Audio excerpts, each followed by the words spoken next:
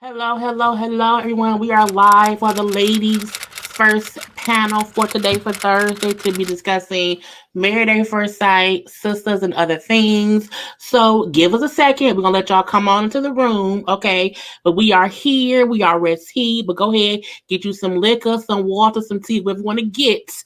Have a seat, and we'll be with y'all in 1 minute, okay? So this was before we had any audio, any transitions, any intro music. We would just pause the sounds and just let y'all wait, honey, in silence. That is crazy. This is from our second show back in February of 2021, honey.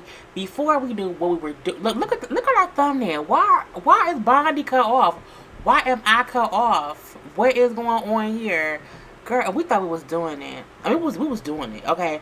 But thank God for growth, and us just getting better with our thumbnails. And thank God for the intro music, okay, and the waiting room music. We left y'all sitting here in the silence of nothing. But let's keep watching. Happy Throwback Thursday.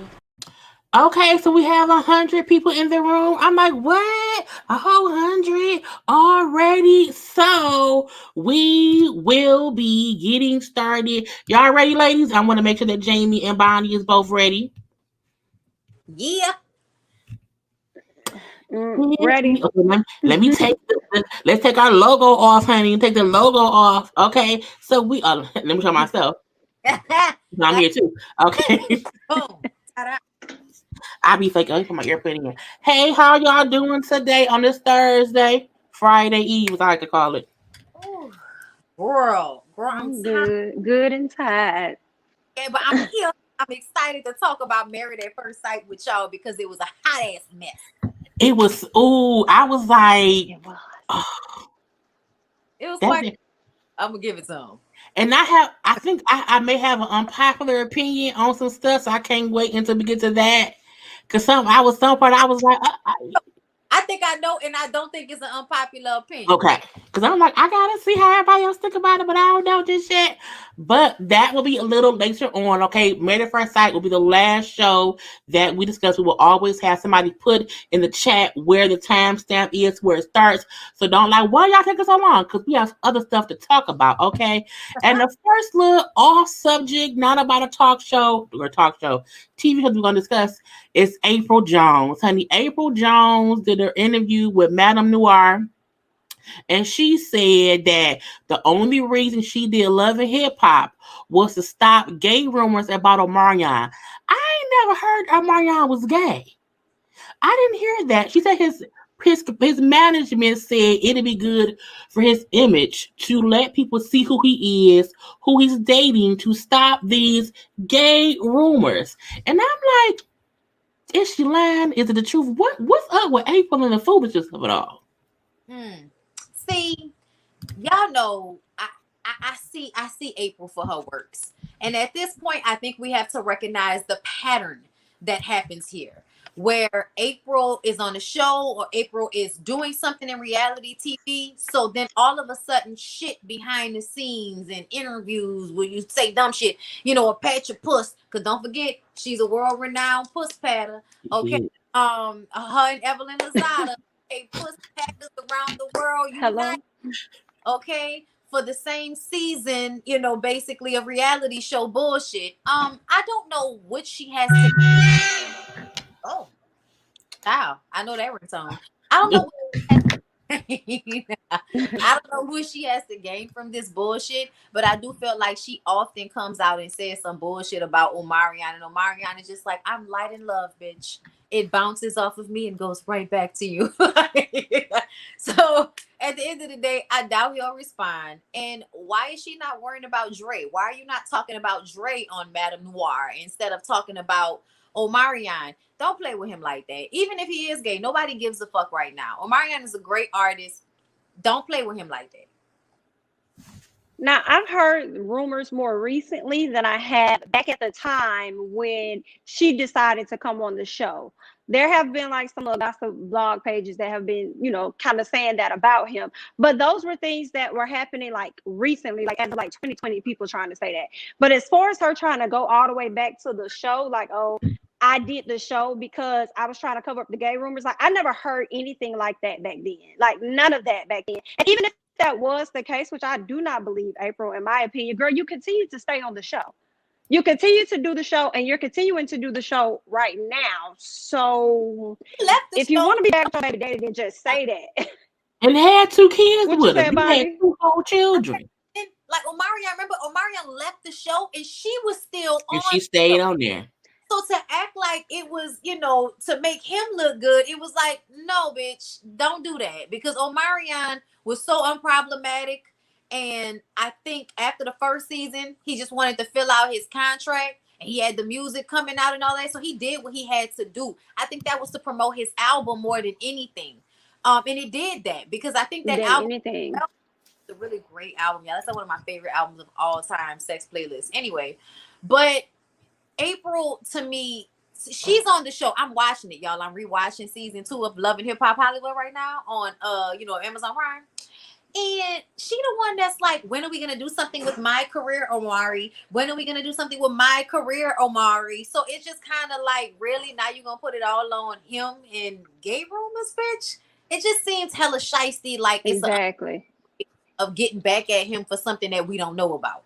Exactly. And I don't think he's gay. I don't think he's gay, but if he is, I feel like, and so what? You've moved on from him. That's really none of your concern or your business. And I'm so glad Omarion is in his zen where he is cool. Because imagine helping motherfuckers get on the show to the point in their pocket, April and Fizz, and then they turn around and want to do some shiesty to you. So it's like that karma gonna hit a little differently in a minute. That's how. And I feel like if he responds, it's gonna be some bull. I think if he respond, people will act like he shouldn't. But I'm like, I'm happy he's always. But like, you know what? I'm not gonna spray her. I feel like he has info on her that we don't know.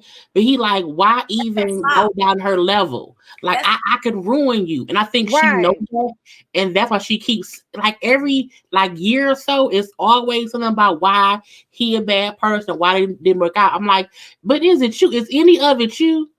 Are you sure it's not you? Because I'm like, you just always you had it with Fizz, and y'all got together, now you with Dre, and now you fussing with Moniece. I'm like, it's just always something going on with her and her, and this is what she got going on.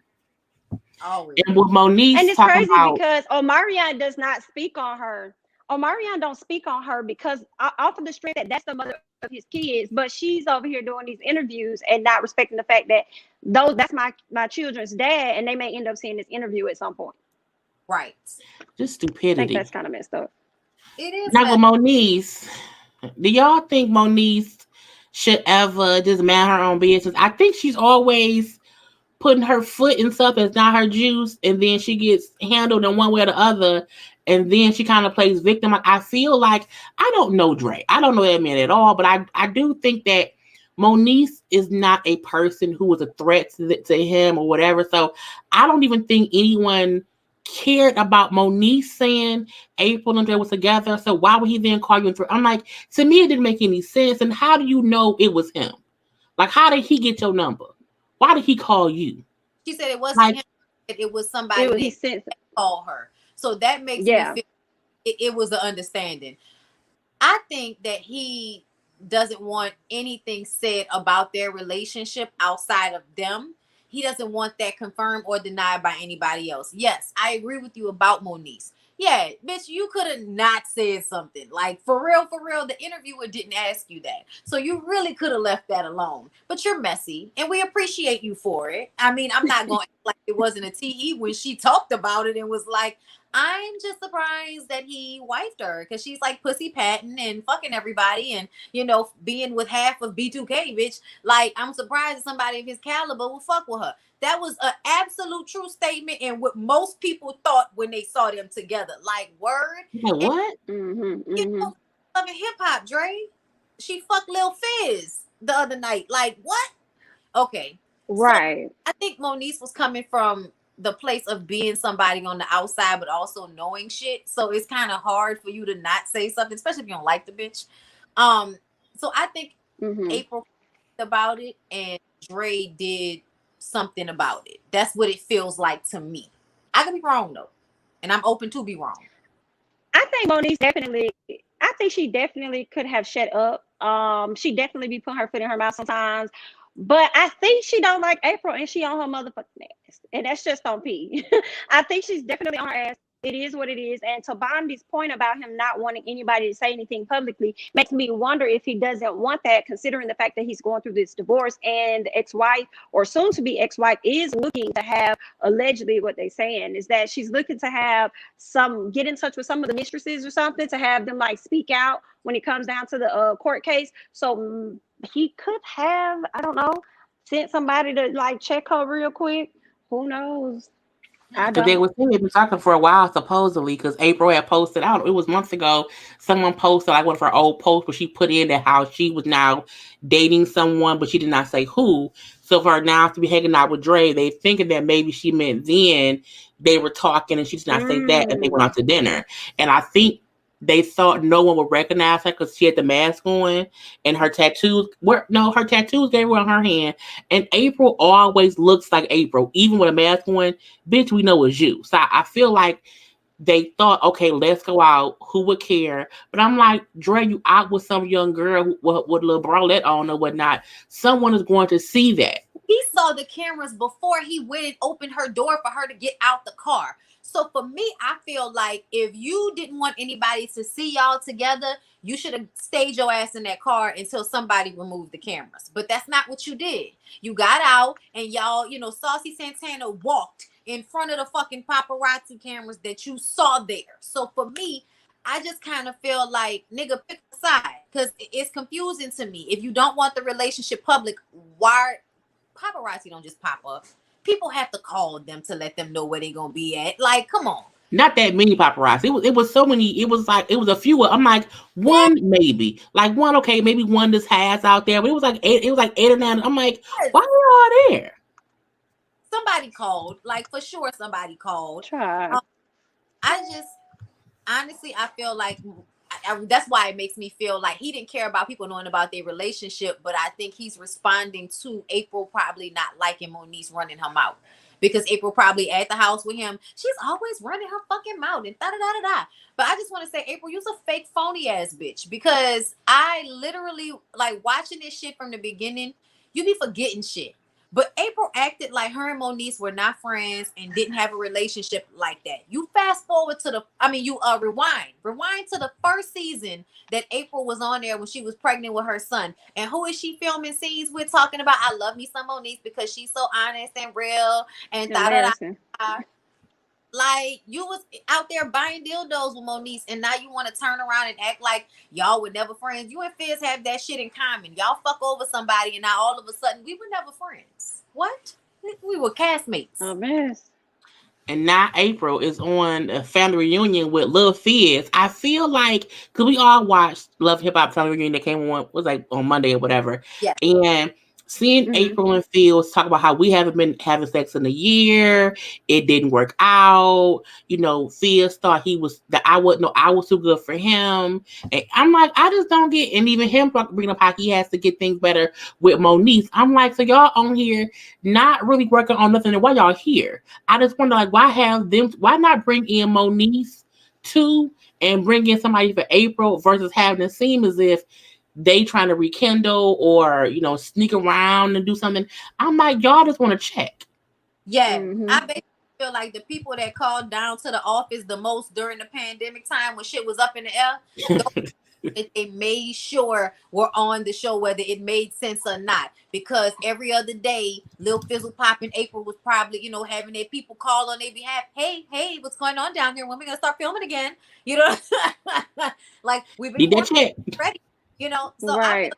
Those are the people on top of the people who we got on the show, who honestly, like, having Trina, having Trick, having Ray J, having Scrappy and Bam Mama D. That's the people that we want to see, in all honesty. Like, we want to see those people.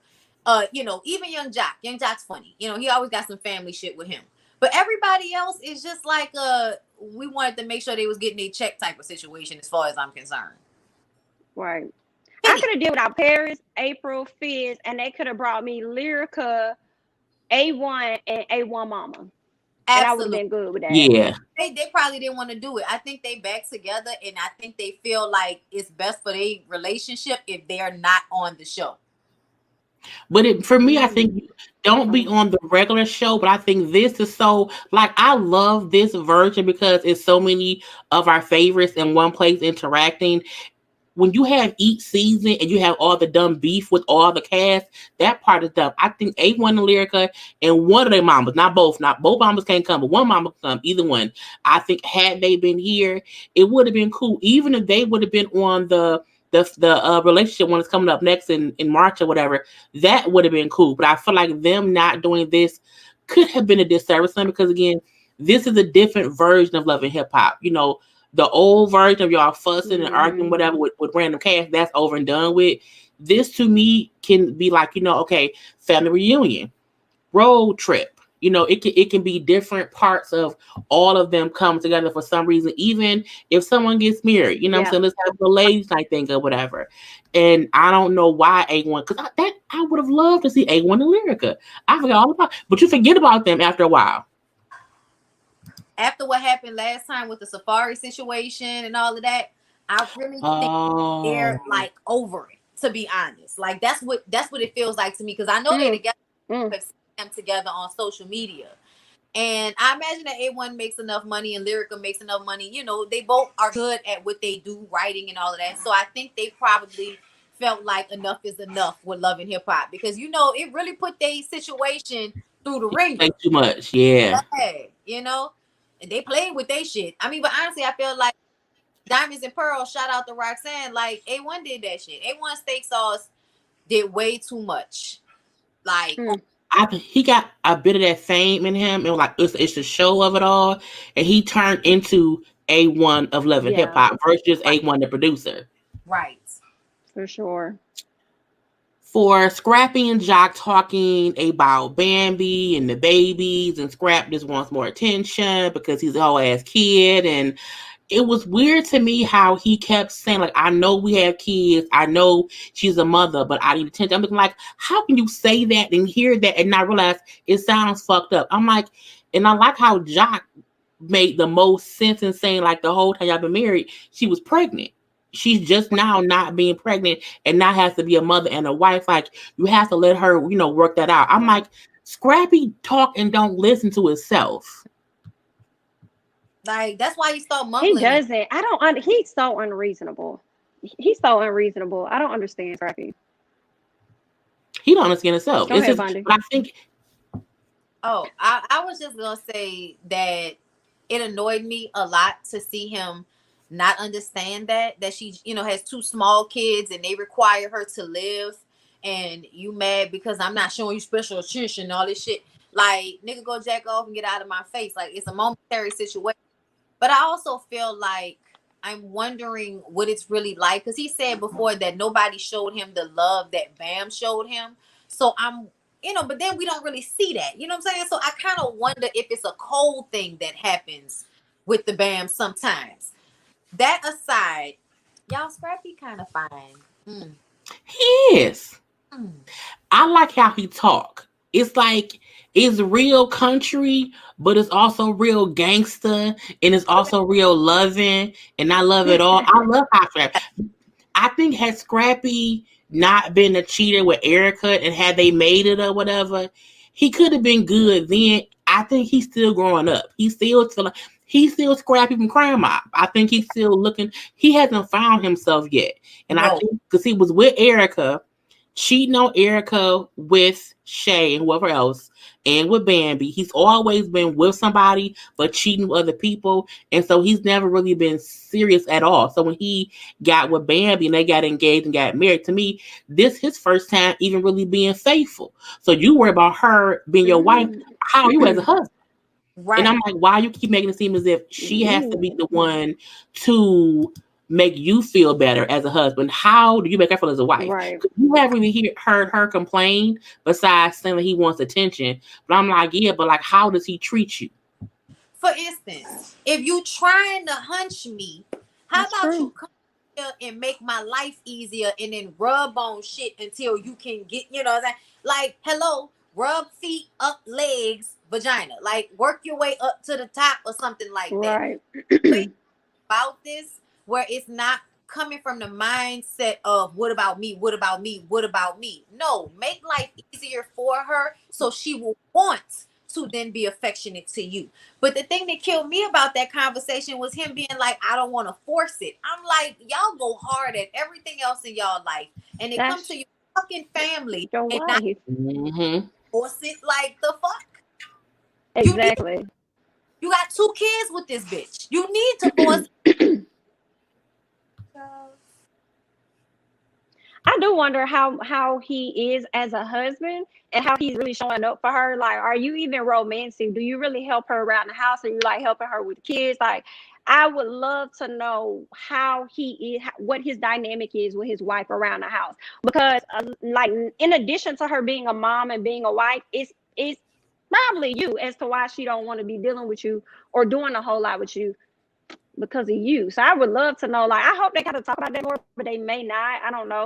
On the episode, like, how are you as a husband? Because even once Erica got, well, Mama D, who brought Erica, which I still think was just stupid. I don't think Erica is the root of Bambi and Scrap's problem. I think Scrappy is. Exactly. I don't know why she brought Erica as if that's gonna fix whatever. To me, I think it'll bring up more issues because seeing how Bambi was open to talking to Erica, but Scrappy wasn't, to me, that makes me, why you want to talk to her? Why y'all can't talk? Like, that brings up more issues. Like, why you can't talk to her? If I can talk to her as your wife, you should easily go talk to your kid's mama. So for me, I'm looking like, Scrap, what did you hide? Like, what you hiding from? Look, she didn't right. Because that already. made me think, do you still got feelings for her? Like, what's it like this? It's so weird. Like, I don't understand that. Do you still have feelings? I believe it. Always had feelings for. I believe you do. I think that Erica was like the one that was like, it's over. Like, if I remember correctly, because they went back and forth so many times. Mm-hmm. About to sell that ring and all of that shit. You know what I'm saying? They tried to make it work, but it just wasn't working. I think he was always hurt behind their relationship not working out because he really loved her.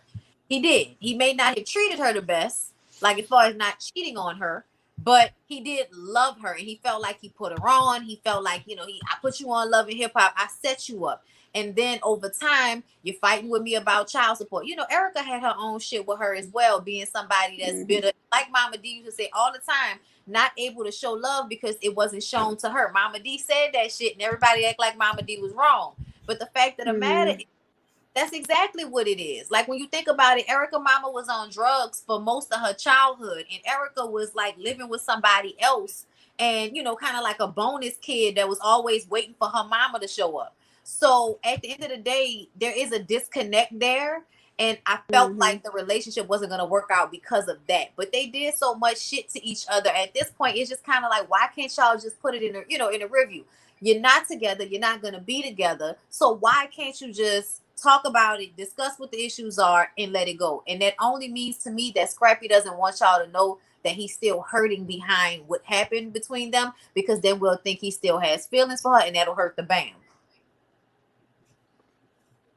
I believe that. I believe that. I Because just when want them to be able to have some type of conversation. Her daughter, how their daughter is gonna be 18? She's like 16. Yeah, she's 16 now. I'm looking like, why even keep, like, not that I think they have a lot to talk about, but I don't think this far out of your, relationship that you can't talk to her. Like, if she is, to me, it seems dumb, because I'm like, Imani will never have memories of her parents just having a conversation. So it's like, think about how that affects her, the kid, and when she starts dating, how she thinks people talk. I know that her mom had the twins, but we don't even see who her mom is with. So, but to me, I'm looking like, what do she see as a healthy relationship? Like, is her mama even at home showing her how to effectively communicate with somebody else? Because, like, what is she learning? Even if she see Bambi and Scrap married and in the house together, she don't see her mama talking to her daddy. So, I mean, that has to affect her, the kid. Right. For sure. I think that was all for Love and Hip Hop, because nobody cared about. Yeah, I don't want Paris on. I don't know why Paris is even on the show. That to me was like weird to have. She's like the one lone wolf. I think everyone else makes sense in one way or the other. Even Carly and Sierra. Even the both mamas or whatever. But I still can't figure out why Paris is there. Right. Or even I just Ray J. had one thing to highlight as far as the Love and Hip Hop. I just couldn't take the fact that Trick Daddy literally rolled out the bed and just put no pants on with that shirt and then wash his face, then brush his teeth. I was so pressed by that. Like, so you just gonna roll out, you ain't gonna hop in the shower, you just not gonna do none of that, and y'all, you let them catch you like this. I couldn't see they put that out, like just put that clip up there. I was like, oh my God. I couldn't When take Joy that. asked him if he was gonna take a shower, I was saying, "What you mean? Is he gonna like? Does he not take showers?" I was so confused. Like she asked him that as if that was something abnormal that people. I'm like, you should wake up and take a shower. Like clean you finna unless you not leaving the house and you just in your house clothes, I get that. But you getting up and going somewhere out of your I was like, that is nasty. That is very, very nasty. That was just I couldn't. I was so And he got upset. the I was audacity to be trying to ask about April.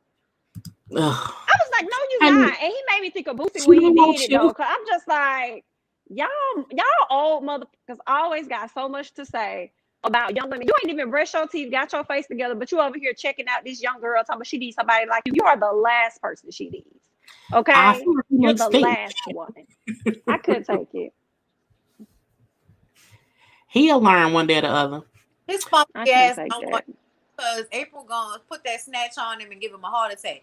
Nigga, you ain't healthy enough for April snatch. Okay, know this. Go sit your ass down. I wasn't talking about the women here. They old. They about to be on their way out. Talking about how they were older women there, and I'm just sitting up there like, nigga, you are decaying from the inside. Yeah.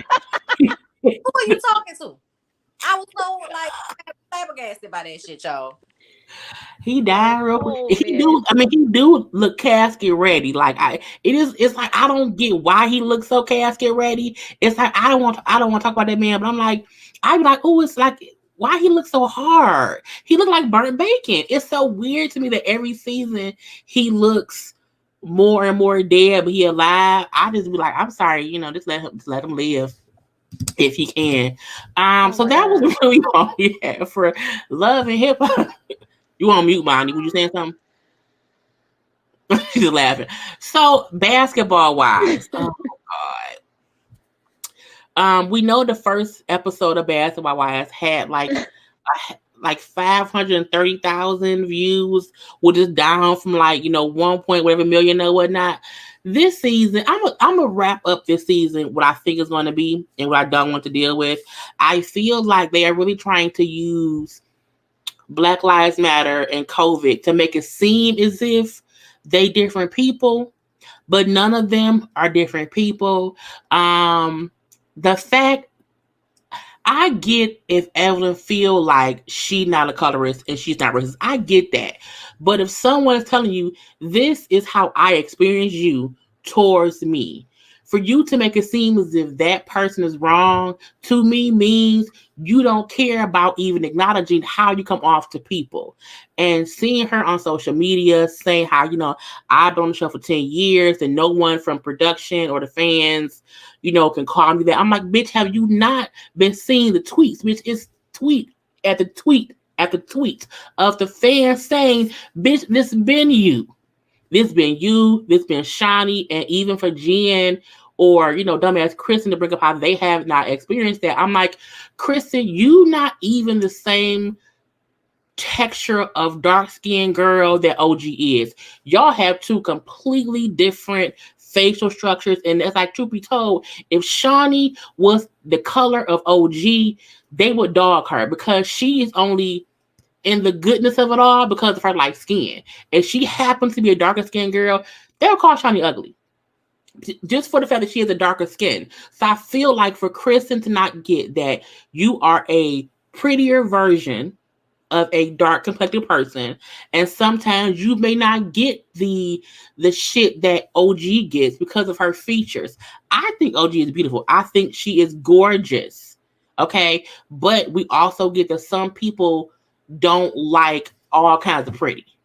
And that's why Jen's kind of pretty and Kristen's kind of pretty is acceptable to Shawnee and Evelyn. However, OG's type of pretty, they don't like that, especially because she not taking a bullshit. And it just aggravates me that they won't even acknowledge how they made someone feel. I can say I'm not a bitch, but if I made somebody feel like them, I can acknowledge that. They won't do that shit. It's so fucking aggravating.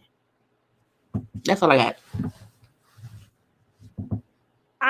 I completely agree with you. Like that's what bothers me the most. I definitely believe that they are trying to use BLM as well as COVID to try and change the narrative of how people see them. But what kills me the most is, of course, Evelyn not acknowledging, and that's what I don't understand. Like, how hard is that for you to say, I was wrong, I did not know that whatever you're experiencing it like this, whatever, and like just have a sit down conversation so it could probably be a learning moment for both of y'all. But what also bothers me is Jackie motherfucking, her and Kristen sitting up there saying that I didn't see it like that. And me being a dark-skinned woman, like, I don't know what OG is talking about. Like, the audacity. I do not like that at all. And it's like, just be quiet. Just let them have their shit, whatever it's gonna be, and stop adding your piece to it. I don't like that, because then you're continuing to, I guess the term is, denounce what her experience was. And I'm glad that OG said that at the very end of the episode, when she said, I don't like that people are trying to act as though they didn't see what was happening, as if I didn't experience what I experienced it. And I'm like, stand in that. If that's how you feel, don't let nobody change your mind, because that's what I thought Jackie was trying to do at the table. Do you think it was really that, or was it the social media? It's like, bitch, I just told you what it was. You act like you wasn't there to see it. The audacity. I don't like that. And you should know firsthand, Jackie, based on the situation with your daughter. Okay. So I'm going to say this. I'm honestly in a place of feeling like I don't even know if I want to continue to review it after a certain point. Like, I don't know if I will carry out an entire season of this shit. Because for me, it is infuriating to watch y'all act as if OG is in La La Land and this shit is up for discussion, and the fans were too invested, and we were just overdoing it and all of this bullshit. Why is it that y'all can never take responsibility for what you do? Shawnee, Evelyn, y'all are never made to take responsibility for what you do. And in the act of doing so, furthermore, showcasing the colorism on the show. Because you want OG to stay separate. You want to talk about her as if she's somebody to be feared when she has not done anything to anybody, especially not when you think about the way Evelyn has acted, the way Malaysia has acted. Malaysia threw a table at Jennifer, picked it up, and threw a whole fucking table at this girl. The table went into the air, okay? So it really bothers me that that's okay. That's fine. Nobody's scared of Malaysia. But OG, on the other hand, oh my God, we can't sit on the same set with her. And then when people complain about it, we're going to sit up here and act as if everybody else is tripping and we're right. And see, I'm going to get annoyed with them ignoring what we're saying, but then at the same time using what we're saying against OG. So the fans watched the show. We saw what OG saw. We understood what she said when a lot of us saw it. Okay. The reunion happens. We see it even more. You know it's happening because you're forced to make a statement. And now you come back this season and act as if it's all been bullshit this entire time. And we're pulling it out of our ass and they're using it because Black Lives Matter. Bitch, this happened before then. You can't say OG is using this as a storyline when this is the same thing that OG said last season, before Black Lives Matter and before COVID. So, well, not before Black Lives Matter, before George Floyd. Well, yeah. So I'm just kind of at a loss for what they are expecting, because if they think that they're going to be able to avoid OG and then we're going to review a show with them arguing and acting as if that never happened, they are sadly mistaken. Yes, I make a lot of money off of Basketball Wives, but I can make the same amount of money doing a Bondi Blue show, to be honest. So I would have to do 2, but that's not the point. The point is, I don't give a fuck enough to continue to make my nerves bad to watch y'all try to do this alternate reality Karen shit where y'all act like something didn't happen and all of that. I don't have time for that. And it was dumb because OG brought up how they're saying that I took what the fans said and made that my story. And she was like, I did this in the show. Like before the fans saw the show, this was stuff that I was saying. So when I think Evelyn and Shawnee, whoever else was like, oh, she's saying that because the fans said that. And it's like, no, bitch, y'all recorded the show. The show was edited, produced, then put out to the world, and us not seeing or knowing what she went through, we felt the exact same thing. So it's weird that they just can't say it. Even if you did not mean to treat her that way, it's what happened. It's what happened. It's like you can't be up here saying, we need to recognize Absolutely that Black Lives Matter, but you can't recognize how you treated a Black woman on the show. And then to, have Malaysia have to talk with her kids, have Malaysia sitting with that lady who son passed away. You got, Evelyn crying about moving, all these things as if they're a victim of something. And now I feel nothing. I felt horrible that Evelyn mom lost her husband, but I couldn't feel for Evelyn because Evelyn's an asshole. So I feel like you make it so hard for me to watch a show and feel bad that something bad happened to you because you get no fucks about how you treated OG. And then when I seen Jen and Evelyn on Twitter going at OG because saying that OG has a rented house, bitch, I rent my apartment. So what? You know what I'm saying? Like, and even that, so what if production rented her a house to shoot scenes in? Who cares about that? And for Jen to in any way be following Evelyn on social media and kind of backing her up on her angst against OG, I'm like, Jen, what kind of bitch is you? They dragged you last season. Evelyn literally ran across a table trying to attack you, and you're backing her up now. I'm like, I can't believe it. You know what's annoying to me? To hear Evelyn blame OG for why people are threatening her. People are threatening you because you're an asshole, because you're a bitch, because you like to threaten to beat other people's asses. And then when somebody who was about that life came on the show, you bitched up and then, acted as if she was some horrible monster while chasing Cece with a bamboo stick to hit her from behind. Like, you was just mad. You didn't realize how strong that bitch was until she slung you into them bushes. Slung you around. Okay?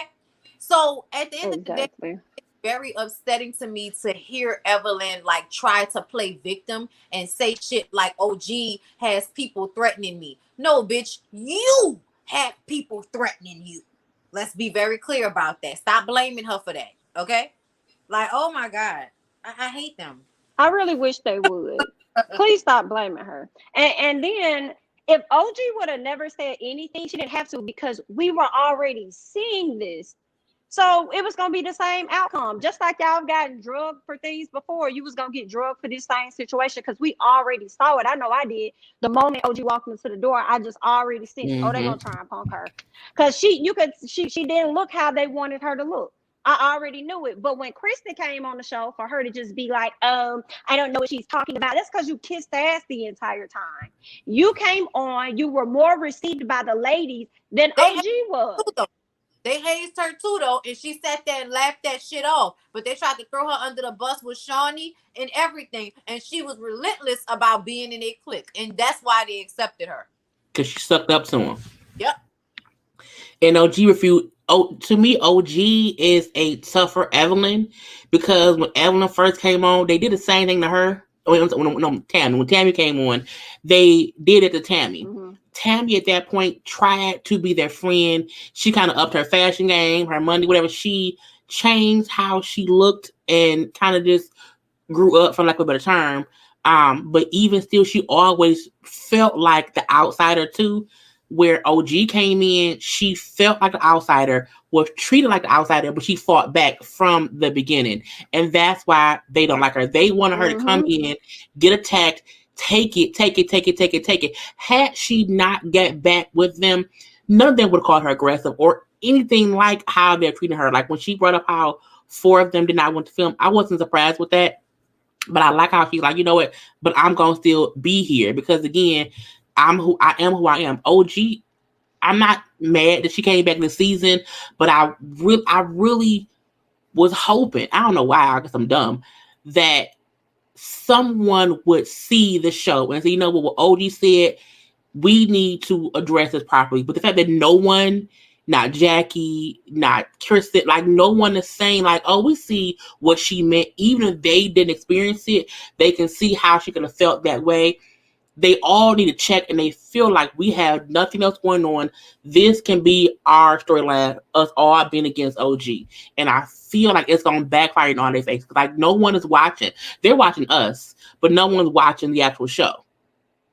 Right. Them ratings have dropped tremendously. I was like, goodness, honey. Not 500,000. Can't win when you're hurting. It made me feel happy, I'm not gonna lie. Because I was like, there needs to be some type of retribution for this shit. And if that means y'all ratings get cut in half, if that means y'all eventually lose y'all sponsorship and this show goes away forever, I'll be happy. And I'll review it until, right. that happens.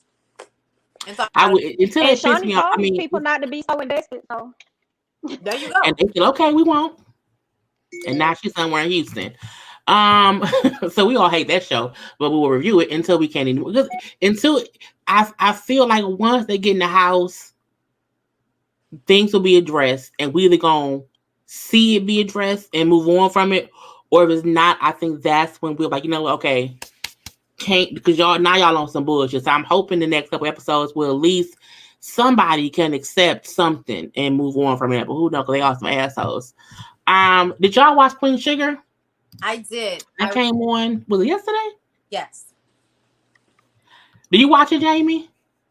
I gotta catch up. I haven't seen it yet. I gotta go back to what season are they on 3 or 5? Yeah, season 5. Oh, Jesus, I got a long route.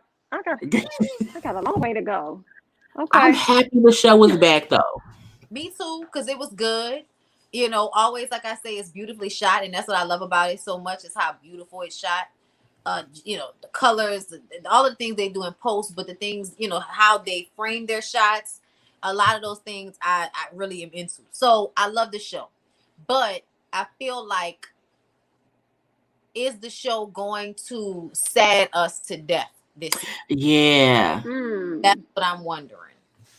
I said that in my review. I said it was the part when I was gonna say Kofi, when Rod was with Darla, and he got the letter, whatever. It's like, okay, now the farms may be I'm looking like, damn it.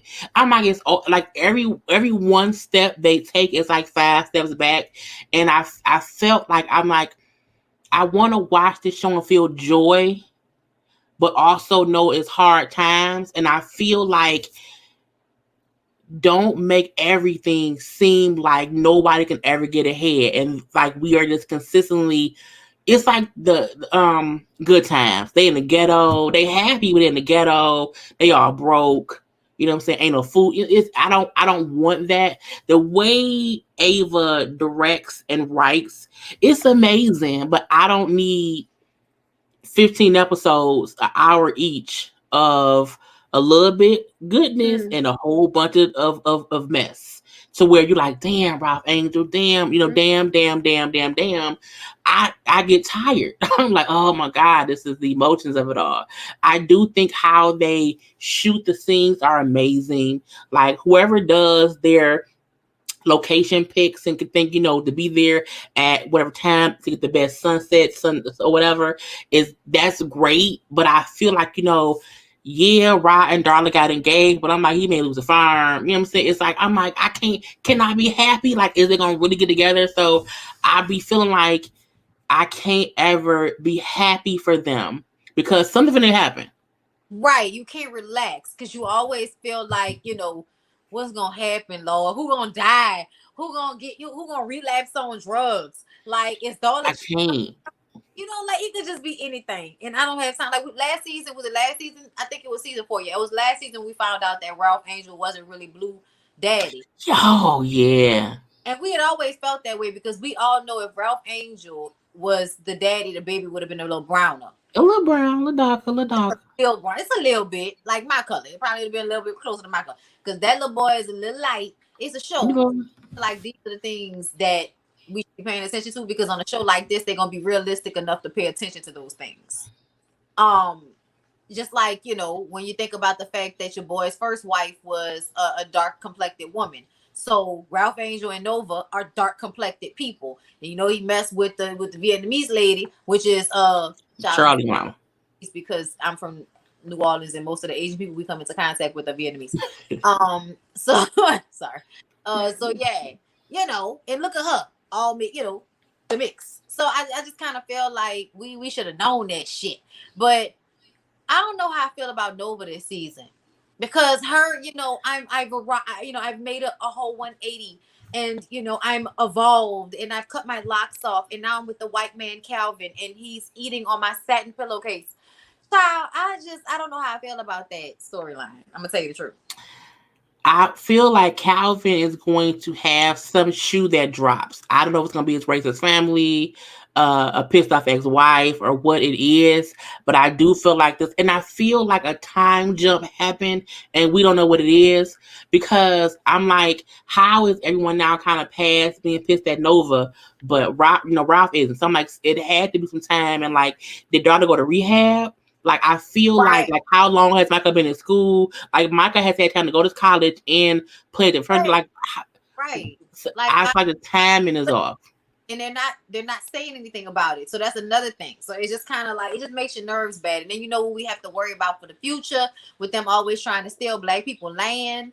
And if you know anything about farming and what black people have been through in the farming industry, y'all would know it is so exhausting when you find out the history of how after Reconstruction, after slavery, the only thing that black people really knew how to do was farm. So that's what we did. We farmed. We put churches, you know, in the churches, you put everybody, pool everybody money, and we bought property together. And that's the type of shit we was doing in order to like elevate ourselves. So white people notice this. Oh, we can't have black people out here doing well. So what they do? They start putting laws in place to make it harder for us. So they had like the 1920s stock market what you call them, crash or whatever. Y'all remember that? So when that happened, they changed the agricultural laws and like made it so that you had to make a certain amount or something like that, which made it harder for black people to keep their farm. So they had to get loans. And then who's running out the loans? White people, right? So then they couldn't get the loan. So then they losing their land. And we really went from owning more land than I think we owned like a good 30% of all farmland in the country to now we own about 8%. And you know, in current time, 8% of farmland is owned by an African American or a black person versus the 35% that it might have been. It used to be. Right. So just to like understand also why this is so like important to Charlie is if you know the history of it, you would know. And that's why Charlie's so pissed. That's why Charlie's so pissed with Parker, with Tegan, because I call her Tegan. Yeah. Because I can't call her Parker. She's Tegan. But I think, you know, her saying like, I brought you to my meal to see the destruction that your way of doing things have done. Like this without this my meal. The whole community supported this. So, like you ruined a whole bunch of stuff based on your stupidity. But I want to see them battle because when Parker came in at the end and was like, okay, the new route to the highway will be, I'm like, not the cemetery. I'm like, with the dead people. No. I was so like, no. I get that, but I would much rather y'all dig up these people's remains and move them somewhere else than to have them destroy all of the black farms, you know. That's true. Highway. So for me, I know everybody's upset about, you know, disturbing, you know, dead folks' bones and shit, but they already dead. They're not really being disturbed. So just pick. I need to put them somewhere safe though. Like I need to move them. But it's been done before where you know, pick everybody's shit up, y'all bag it up nice and good, and you place it somewhere else. You know, because you're gonna bag up the bones. Listen. Bag them up, move them over. They're dead already, baby. I just kind of feel like there are way too many dead bodies, you know, for us to be out here making decisions that will harm alive people to preserve dead people. See what I'm saying? That's true. And I think the way she said it made the people get pissed because they didn't think about it. And because you can't just out the blue say, we're going to tear down the cemetery. Like, what? With Auntie Flo? She threw it at Charlie like Charlie knew. She was like, thank you, Charlie, for helping. And Charlie was like, bitch, I didn't know nothing. But Charlie worked the best when she pissed. So I think it's a good thing that she be pissed when she get pissed. Like shit usually get to happen. Oh yeah. You know, When I'm she happy said for that I'm shit not too. when she told I will not lose. When she said that shit, I was like, I believe you, bitch. I can't wait to see how you win. It's gonna be a good season. I think it's gonna be a good season. I hope Ava kind of, spaces it out. We not just sad the whole day because I don't want to be sad all day. I really don't want to be sad all day. It's gonna be team too much. Me neither. I think we'll get a So, you said what? I think we'll get a good balance, especially if we're looking at what the show was like last night. So even though we had some bad shit happen, we also had some good shit happen with Ralph Angel and Darla. I'm Vi and Hollywood are always a vibe. So at the end of the day, I just kind of feel like she gonna give us a balance of good and bad. They all feel like had sex. I'm like, why y'all having sex in the restaurant? I'm like, Hollywood, go sit down somewhere. That's just nasty. Getting with the pies and stuff. It was like, what bedroom y'all going to? The music, but Hollywood and Envy the whole vibe because they just bounce off each other. So I do like their dynamic. It's real cute between them two. So we're gonna get on the sisters, honey, from yesterday. So I think it was a good episode. I think, Tyler Perry has to be having help now because the scenes aren't so repetitive. Like I feel like we had a good 6 or 7 separate scenes with the ladies that we can it wasn't like just 4 of nothing. And I'm like, I don't know. So I kind of put it in a different order than the show because it was going back and forth. Okay. Karen at the hair shop doing Fatima's hair, which I still feel like I just can't wait until she found out that she banging Zach. But Karen doing Fatima's hair, how you know what I do hate? I hate when they don't show people wash hair. I know it's a show, but I felt like when she asked her, "Oh, is your hair washed?" I'm like, "Bitch, no, wash my hair." That made me mad. That's why they reference.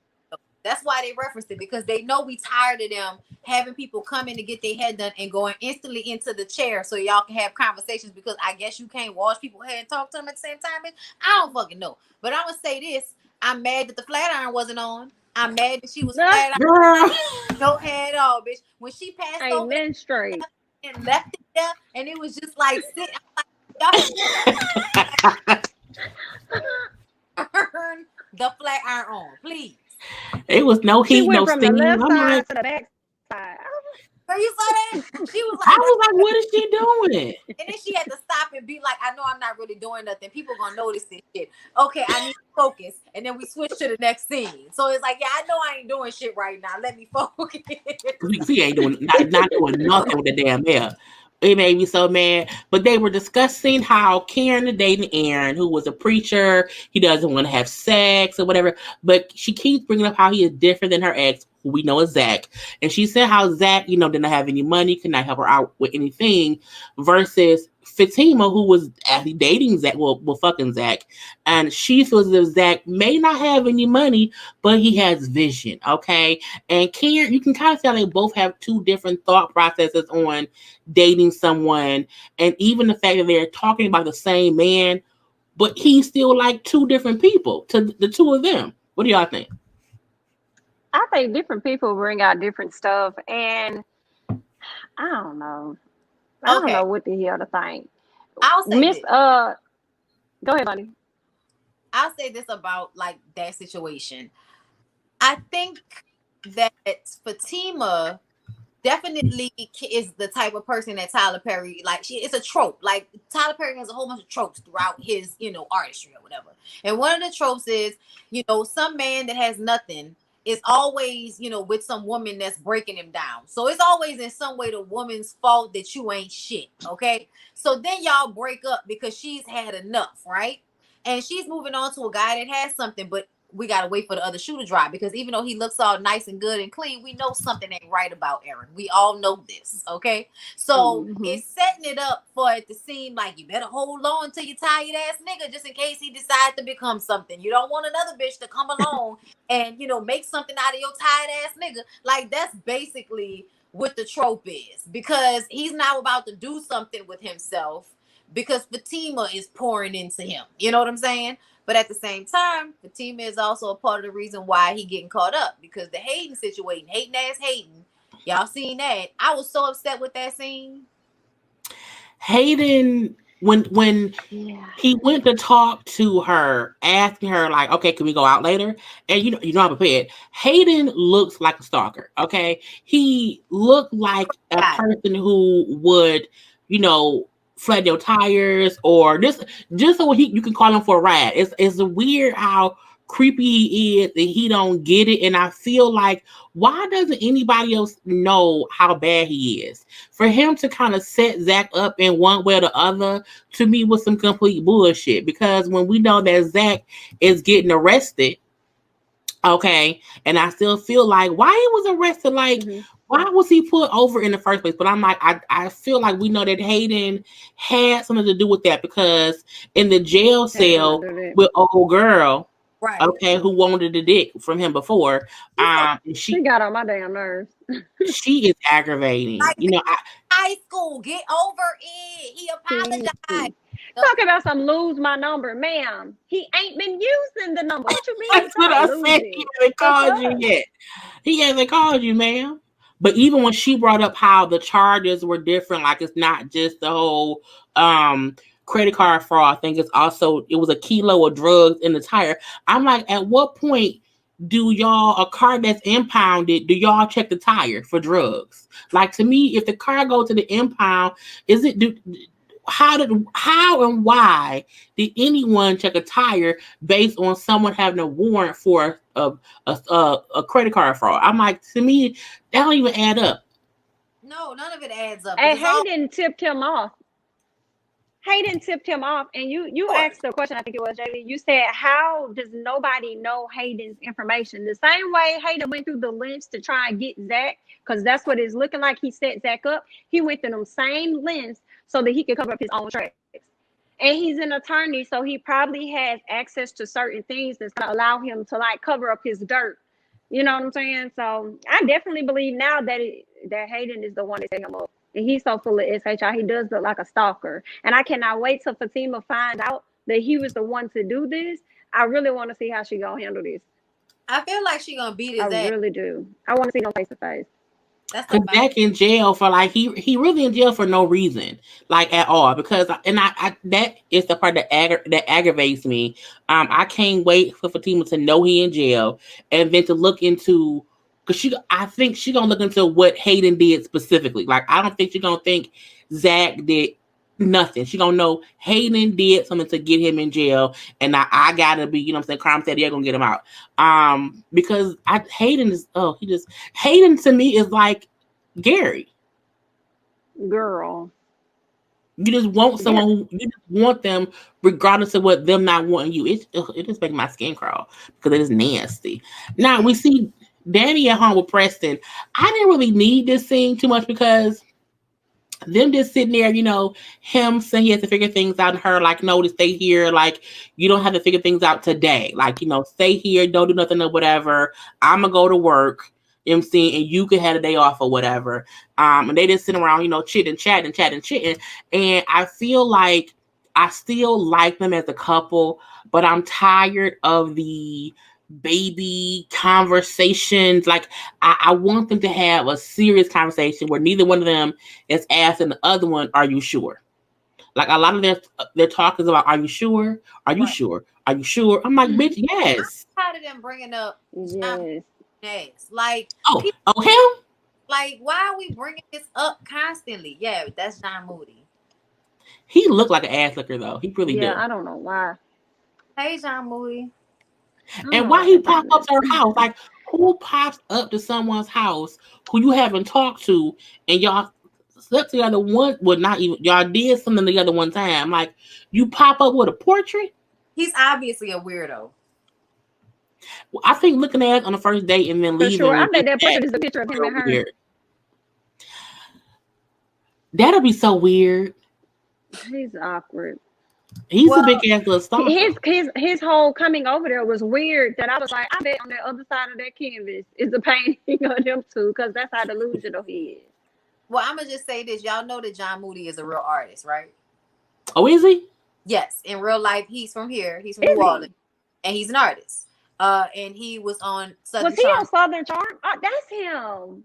I Yes, that thought I is saw his face somewhere. Okay, got I you. wouldn't let his ass in. right. I was like, why would you just let him come in? But my whole thing is, I'm mad that we didn't get to see what the paint was. I was like, what the fuck? I know. Was it nothing? He Because they said showed A Preston look portrait of at it. him. Preston saw it. Yeah. What I think Preston said? He said something about them panties that he took off with his teeth. He was like, Look you at gotta pack Preston. your panties. That's my coochie. Leave her alone. Like she mad. Nah, not me. But I do. It's yeah. But I like Preston. I think Preston's cool or whatever. I don't think he's like up to something else or whatnot. I think their bond maybe the only one with them and Fatima and Zach too, where they may not be something that's going to happen to break them up or whatever. So because Sabrina and whoever is always so wishy-washy, and also Andy and Gary is all wishy-washy. I'm happy that we have two couples that can kind of work things out, because we should see someone at least attempting to date. Like, I think they all should not be in these train wrecks relationships. It's like that don't make no sense to me. But we see Sabrina, who I don't think really matters, talking with Jacoby, mainly because she was talking to Danny about how she, doesn't really like Calvin because he's not hard enough, and how she thinks she likes Jacoby and she wants to date him but doesn't want to date him. I feel like Sabrina acts very childish where she needs people to tell her what to do, Girl. but then she don't listen. Right. Because she was on the phone with Danny. Danny says just go out with him. He comes and asks her to go out, and she's like, no, I don't want to do that. I'm like, bitch, if you don't figure your shit out, she work on my nerves. Her and Andy, like, they characters work on my fucking nerves. Ugh. Sorry, y'all. Yeah, Sabrina, she kills me with her indecisiveness. I cannot take it at all. Like, girl. And watch, if she does finally take this dude out on a date, the tattoos is just giving me a bit much in the bank. And it makes me feel like he could potentially be up to something else. And she gonna wish that she would probably had stayed with Mr. What's his name? Calvin, the one that she felt like wasn't hard to, he wasn't hard enough. Now she gonna get somebody that's too hard. Hey, it's another trope. So but Like, I love me some Maurice.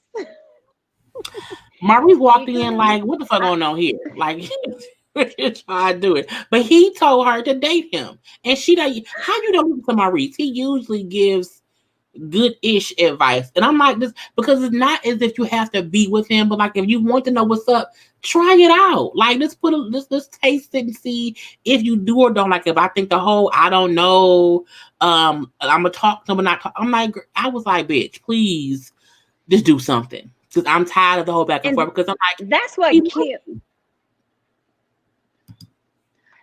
kills me about her indecisiveness. And maybe I'm wrong. I just feel like I don't understand the motive behind why you so unsure all the damn time.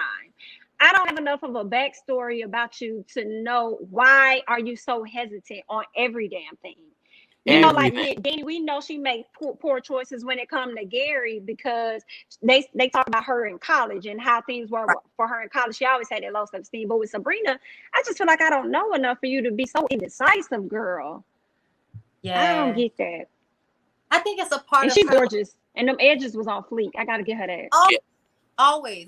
Novi is off the chain. Okay, that's in the real life, right? In real life, okay. But her character, Jesus, has absolutely no discernment whatsoever, and I don't know any black woman that's in that much touch with her blackness. I just don't know any woman that has the makeup of Sabrina with that much indecisiveness about their shit. And that's why I think it's bothersome to us, because we don't know anybody like that. We don't know any black women that are like that. I don't, and I don't want to. I don't at all. Get away from me.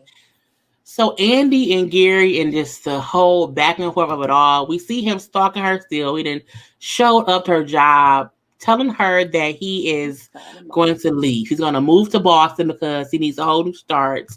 And that he really hoped that she would ask him to stay. Now she's like, no, fuck you, go away, we over. Even though I feel like she still wants to be with him. And it's the whole back and forth over, please beg me to stay, and I don't want you to. It was to me, it was a pointless back and forth, because she doesn't want to give in and be with him, but she wants to be with him. And he feel like, I know I tried to kill you, strangle you, but you still want me. And this the whole back and forth of it all. I was so happy when Fatima showed up and said, okay, let's go to the office, girl, let's go. I feel like Andy wants to be with somebody who will treat her like shit because it makes her feel better. And I don't know why. Because why I still love him. He was married. He was cheating on his wife. He is abusive. He got all your stuff taken. Like, I don't get why all these episodes later, she still wants him as if they had more good memories than bad. Right. Like, all your shit was gone. All your shit. Like, your money, your savings. Like, nigga took everything. Bitch, you lost your job. Because of him. Your job, everything. Like, I don't understand it either. And I feel like she's an abuse victim just, in perpetuity. Like, I'm just going to keep being a victim. I'm just going to keep being a victim over and over and over again. I'm never going to really learn the lesson. And that's why I need my girlfriends, because they hold me down. It's just like, I hate you, Andy. I'm sorry, bitch. I hate you. Yeah, I can't stand her ass. I can't stand Gary even more. And I just knew she was going to get ready to head out with Gary to Boston. And if you finna leave, nigga, go. I said, Gary ain't going to no damn Boston. He just came to say that to her. What did Gary want to tell Karen, y'all? What was that? Just the fact that he went to Karen to say, talk to Andy to stay with me. I'm like, do you not know who can you could have went to Danny and said that. Maybe even Sabrina, not Karen, because Karen don't like you. Karen would be like, no, I hate you. You try to kill my friend. Don't do that. But the fact that he thought he can go to Andy and convince her to be with him. And if I can't have Andy do it, then let me go to Karen. I'm like, that was the dumbest shit. And when him and Karen was talking, and the fact that he was like really trying to reason with her, like, I love her. Can you just talk to her? I'm like, no. And she was like, no. She needed to get a damn PPO against you because you was crazy. Don't come here. Don't come there. And I'm like, what? To me, that makes him seem even more crazy because you have done all these things, but you want her friend to still have her be with you. Like, what sense does any of that make? At all. Exactly. Girl, now Mama Paris. Then he gonna say, I can't get over him. I can't get over him saying he leaving. I can't get over him saying he leaving for Boston, but then you, instead of going to catch a flight, you went go have a whole conversation with this lady. So basically, you over here playing with Andy. Like, this is the last time, Andy. I'm going for real. Like, go. Get the fuck on. And she's still standing up there with that dumbass gaze in her eyes. I was so glad when I saw Fatima car. I said, Fatima, hurry up, girl. Please hurry up and get out this car and get this lady. Because this too much. But I loved how Karen was talking to him, though. I loved how Karen was talking to him. Loved it. She not for the bullshit. She like, I don't care. Because Karen don't like him at all. I think Sabrina and Danny tolerate stuff, and Danny don't care, and Sabrina's just like a passover, whatever. But Karen is like, no, if I don't like you, I'm gonna show it in my body and my emotions. Like, you're gonna see my disdain for you. That is the good part of her acting, to where she doesn't say anything, but she looked like she's reading you down just by looking at you. And that whole scene was like, what the fuck do you want? Like, why are you here? I will kill you. That's how she. That's Karen's face. Ebony, a bad actress. She's a bad actress. Mama Paris. Ebony, the girl that plays Karen. Yeah. I think she's really good. Oh, okay. I thought you were saying she was bad. I was like, I thought she was good. No. Great. I love her acting. Like, she did that. Oh, I love her. Like, Jaylee, you made me watch that shit. That show that came on, and it was like the second season. Beale Street? No. A TV show? Yeah, a TV show about friends. And on the second season, it was like somebody that died, got killed by the cops, and they was trying to like get that situated. But the first season, they were all in New York, and Ebony Obsidian was on that first season. It's on Amazon Prime. I can't remember the name, but I feel like Jaylee was watching it on like WeTV. I probably was. I'm gonna go watch it now. It's a group. I have to figure out what it is. Damn. It was like IMDb. I see Wu-Tang. I see Master of None. No, hold up. If Beale Street could talk. Let me go to my shit, and I'm because it's a show. Was it was Tough Love? Tough Love? Yes, that Tough might have Love? been. Not watch that. Okay. It was like you was Check that watching out. Tough Love LA or some I shit. probably. Oh, okay, yeah. And that's why I was saying like that was the second season, but the first season was with Ebony and them, and it was in Tough Love season 1. It was in New York. That was good. He picks good. Like that. Tyler Perry has great people in his product in his shows.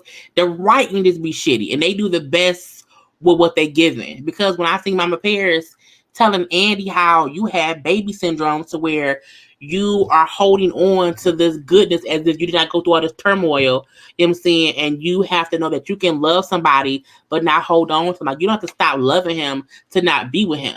And I think that's Andy's issue to where she feels as if I can't stop loving him, can I not be with him? It's like, no, bitch, love him from afar. Like, love him from over here and leave him be. And she don't get that. And I think that's why he gonna kill her one day. And when he do, I go to a funeral. But we do see, I think that was really it for the show. Because Zach is still in jail. He up there crying. She didn't call him yet. And we have to wait till next time to see, see how him being in jail. Right. So, Married at First Sight. So, the time is 1 hour and 11 minutes. Somebody put that in the time stamp. Because let me put it on my little notes. So I can remember to put it in there too. So, last night's episode of Married at First Sight, I feel like, can it get any worse than what has already happened? Because I really feel like Chris had every reason to be kind of fit to the end. We're gonna start from the beginning. So I broke it up because we know that they had like 2 group sessions. It was like a little bit of them together. I hate when they do. I need it to be couple by couple. That's just the easiest way to do things. So even with the group scenes, I still put it by couple. So first up, we can discuss Clara. Who is it? Clara and Ryan. I still don't like Clara because I feel like she don't really want to be a wife for some reason. I think she just wants to be with somebody and be in love, but I don't know if it's really a wife, or maybe it's because it's Ryan. So I don't think they gave much this episode, but she brings up how they are great. He's a perfect guy. She would have not picked a better person for her, but her only issue is that he has never said I love you. We do find out that they had sex. Okay. Ryan said that he would not discuss their sex life, but Clara then said we banged it on out. He brings up how things are fine, but he is more preserved than her, that she consistently speaks her mind more than him about whatever she thinks, meaning she talks too damn much. And later on in the episode, when they are back in their room, he do tell her, like, at times, I need you to learn to keep your mouth shut and just not say whatever comes to your mind, mainly because of what happens later with Chris. They could make it, in my opinion, if they both change. But I don't know what y'all think of this couple. I feel like they can make it because they have a lot in common. They really like each other. But the problem is that he is so controlling and she wants to be free as a fucking bird. I feel that. Even though I feel like she changes herself for him, her feeling like she always is the one that loves and he's the one that's never loved somebody, that shit worries me with their dynamic. But he's already married to her, so that should make it easier for him to be in love with her if that's what he feels. But this episode was the first time I thought that maybe they wouldn't make it because of how different they are, because he's very controlling. I feel like we're not really tapping on it, but the way he talks to her, that little conversation they had where he was like, you need to learn how to keep your mouth shut and all that. I was like, Clara didn't even really say anything. It was Virginia that was doing most of the running. Fact.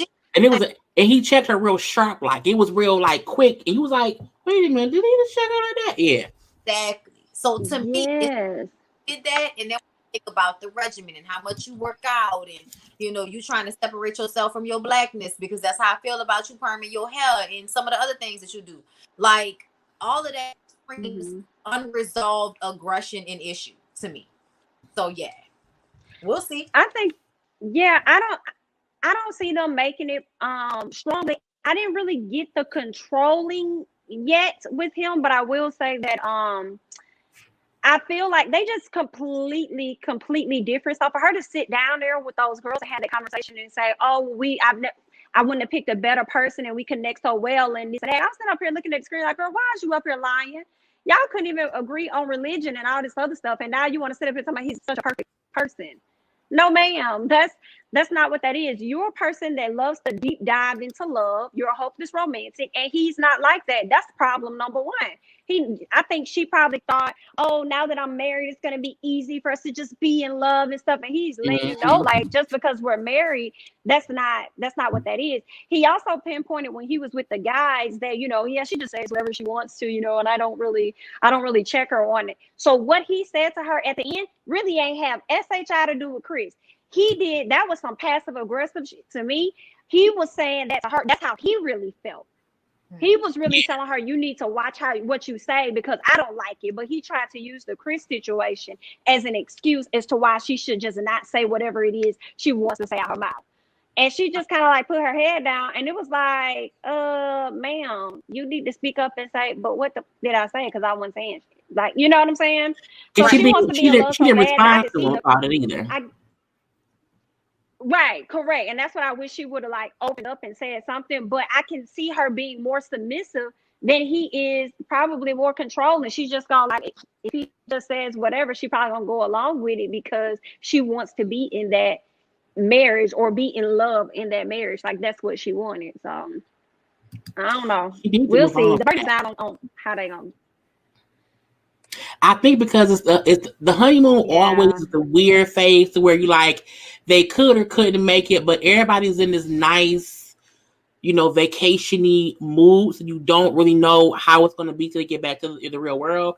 Because I think even in the preview for the upcoming season, we see each couple is a bit different than how they were on the honeymoon episode. But I do feel like the differences they have, one of them was going to make more of an issue of it, and that will cause the marriage to fail. I just don't know which person is going to be one to make stuff a big ass issue. For next, Brianna and Vincent. They were together. He brings up how they are doing great, but he does recognize that she's a bit bossy. She brings up how she knows she's bossy and she can see areas where he needs direction, so she needs to be bossy. Now, later on, when they're at the hotel room, Vincent brings up how, again, he still knows in her she's being bossy because in the bathroom, she's kind of like giving him orders on do this, do that, do this, do that, and not really letting him do what he wants to do as if he's moving too slow for her. So in the bed, she tells him that she does realize that he doesn't pay attention. And so because she feel like he doesn't pay attention, that she has to get his attention in one way or the other, and that today he did get on her nerves. And I'm like, oh, okay. So he says at times that he is impatient, that he takes his time, he does not like to be rushed. So she needs to be more patient with him because he is who he is and he's not changing.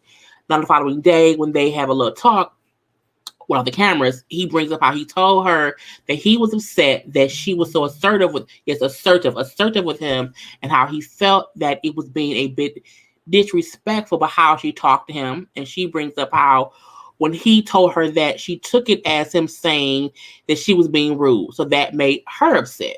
But she do say that she needs to work on her being so bossy, and that they were happy that they both told the other how they felt, so that way they did not have a big old blow up. I do think they can make it as a couple, but I also feel like both of them are holding back their either not anger, but their emotions on if someone is aggravating or not. And I think that can be the downfall of their marriage if they don't address the elephant in the room, which could be just them being aggravated with one another. But I hope they make it. But something tells me when they get into it, it could be a big blow up because they kind of like holding back from each other. I agree with that, and I am nervous about this being a big blow up because of the way Vincent comes off. But I also want to say, even though you can say she's bossy, I don't feel like she's being rude. I don't feel like she is. It didn't even really seem like she was doing the most. It was just kind of like, pick that up for me. Like, nigga, you gonna leave it on the floor? Like, to me, I see it more so on her side, because I know what it's like to be with a man where it's like, hey, Puffy, your brain is moving a little bit faster than his, okay? And most times. Usually those are good things because they'll slow you down and you'll speed them up. But it has to be allowed for. Like, it can't be like this huge defensive reaction when one person is being a little too slow or the other person is being a little bit too impatient. But I think it's something that they can figure out, to be honest. But I do see it causing issues down the line. I'm not even gonna lie. On an everyday basis, I feel like if he's already aggravated just because she told him to pick the soap up and asked if he flossed, like, yeah, something makes me feel like it'll probably annoy him more than it should. Yeah, I want them to make it. I mean, I would think they can make it because of how they're having conversations now. It may not be Right. something they want to have right at the moment. It may take a hour or so, and then they're able to have a conversation, because being able to communicate that is gonna be important. But I do feel like he gonna blow up on her when he say, "I don't want to blow up on you." But to me, when he said it sounded like, girl, he's going to blow up on you in a matter of time. Now, as far as her bossiness and her quote unquote assertiveness towards him, I think he's just trying to really get adjusted. And when she makes her notes of do this, do that, it's not just like one thing, like, hey, babe, do this. And then she gone about her business. Hey, do this. No, it's like, hey, can you do that? No, do this, do this. You know, like, she's like, can you grab the soap? Okay, nah, don't give me that. Can you give me this? Nah, can you do this over here? And I think that kind of like frustrates his brain, because she's taking him too fast, because he's a person that likes to just move at his own pace. And now he's seeing it's not just him anymore. You have this wife, and she's like, we got to move like this. So I think they just have to learn each other's patterns and their rhythms and stuff. But I do believe before they really get to that point, there will be a blow up. But the good thing is that they're able to bring, quiet the storm and, sort everything out for the most part. I just don't want to see it happen, because I feel like I can see in him a bubbling up, and I can see in her, she could also probably bubble up. And I just wonder if they can both, in an argument, realize one of them has to be calm. Because I think when her saying that she felt upset that he told her how he felt, to me that felt like, okay, both of y'all can't be upset because the other one's upset. Because in a fight, who's gonna be the calm one? Right. And I'm like, I'm looking like, ooh, like if they fuss, it could be bad, because neither one of them is trying to understand how the other one felt. It's not even an attack on them. Like him telling her, like, I just felt like he was bossing me around too much. I wish she wouldn't have gotten upset at him being honest with her, because it could have been him not saying shit and just holding it all in and like, whatever, and then blowing up. Right. I think it's a good thing that I wish she would have realized he waited till the cameras was off and then was honest with her so they can have a talk.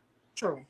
And that's the part I'm like, I appreciate the talk, but now I'm starting to think now. One thing he said, y'all let me know y'all thoughts about this.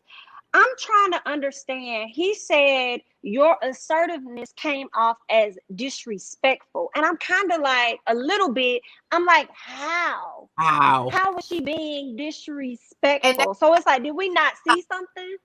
That's what I was saying about how I didn't see her tone. Like I said, it shouldn't have been, bothering him that much, because like you said, he said disrespectful, and nothing about how she is with him is disrespectful. It may be annoying, but I don't think you can say it's disrespectful. Right. So that's why I'm like, She's gonna have to fix it. But I do think they have the means to make it, because they both are honest with each other. Because even her telling him, I'm mad now. Because I'm like, she could have held it in too and like snapped. So I think they have the goodness to make it, as long as they keep talking things out and no one blows up. But I think he's gonna blow up first. Exactly. I think it's gonna be him first. He is. They got to be considerate of each other's feelings too. And like I think Bondi said it, to understand that when I'm expressing myself, it's not an attack on you. I'm just expressing myself so that we can figure out a better way to do this, because what we doing now ain't working at all. Yeah. Jacob and Haley, the weird couple who I still don't get why they were matched. I just He off this episode. because she I was gotta feel like bad for Jacob just a little bit. because it's weird. So he brings up how she has so many close friends that he don't know how he can manage dealing with her friends, and his friends. He says that. He also brings up how they had sex. Well, no, she said they had sex. He didn't. She said that. She brings up how it's hard to be with somebody all day because she's so used to being her own. She's been single for 7 years. She's having all these reasons as to why she's uncomfortable being a wife, even though she came on a show to get married. So I'm like, that don't make any sense. So later on at their room, he brings up how he's still trying to figure out or feel her out because she isn't reciprocating any feelings to him. Should I hold your hand? Can we kiss? What should we do? What should we do? And he brings about, ever since we had sex, you have not been like the same, whatever. It was probably bad sex. She brings about she's working on it or whatever, and she needs time, and that she does not feel they're on a deeper level just yet. And she says, you can't expect me to just change and be this clingy, person within 5 days of knowing you. And he feel like, well, if you can't, express yourself to how you feel with me, like how can we make it? He then brings up later on that she told him that she was having a girls' night. And it was just the girls. But he then went downstairs to find out it was all the couples except him because she did not want him there. And so he is pissed at her now for lying to him. Shady bitch. She's a piece of shit. It's so funny. It's so funny. I keep sitting here, but she's a piece of shit. Mainly because you came on a show called Married at First Sight, meaning you were going to be married to someone who you would have to be around all the time, unless y'all at work. So to make it seem as if he's the weird one out because he wants to like be around you or he wants to be like your husband, it aggravates me because you also fuck that man, and then after the fact you kind of push him away as in, ew, I don't want you. Like, talk to him. And I don't like her now. I don't like her at all. I don't like her. When I tell you, when he said they ran from me when they saw me downstairs, I got so fucking mad because this whole episode, I feel like he's been like, hey, let me know something. We had sex. Like, I don't know how you're feeling. Like, he's telling you that it's bothering him and it's starting to hurt his feelings, that he doesn't know what you feel. And then when he expresses that, you just kind of ignore him and say, yeah, I need to work on that. Bitch, that's not an answer. Answer the question. She never did. So now we get to this point, and all of y'all showed up to hang out and left him at the room. Like, that was so fucked up. Made me so mad because I was like, he don't deserve that. He might be a little weird, but I think he's sweet and I think he's trying. And I think that he deserves better than Haley's old fucked up ass. And I almost feel like her family tried to warn him on the slick about how she is. She's all out for self. It's all about her and how she feeling. Because to me, she totally disregarded him as a human being. Like, don't even give a fuck about his feelings whatsoever, that you would like have everybody meet up without him. Like, that shit just blew me, y'all. And then like when they were packing up, like, she had an attitude with him. And I was just like, bitch, you did it. Oh, fugly looking ass bitch. I'm sorry, but she made me upset when she did that because I just felt like that was unnecessarily mean. It seemed cruel to me. Go ahead, y'all. I'm sorry. I agree. I think Haley is full of SHI, and I hate that she continues to beat around the bush about how she truly feels. Like, I don't understand that. Like, she is a fucking weirdo. I thought he was weird. No, Haley is a fucking weirdo, and he needs to leave her ass where she at. I really hope when he gets to Atlanta, I know he's going to continue to try, but I really wish he would stop. Because when he stops trying to be up on her and come to her and all that, that's when she's going to want to be all up under him. So I really wish he would just leave her ass where she at. If that's how she acting, give her exactly what it is that she wants. Give her motherfucking space.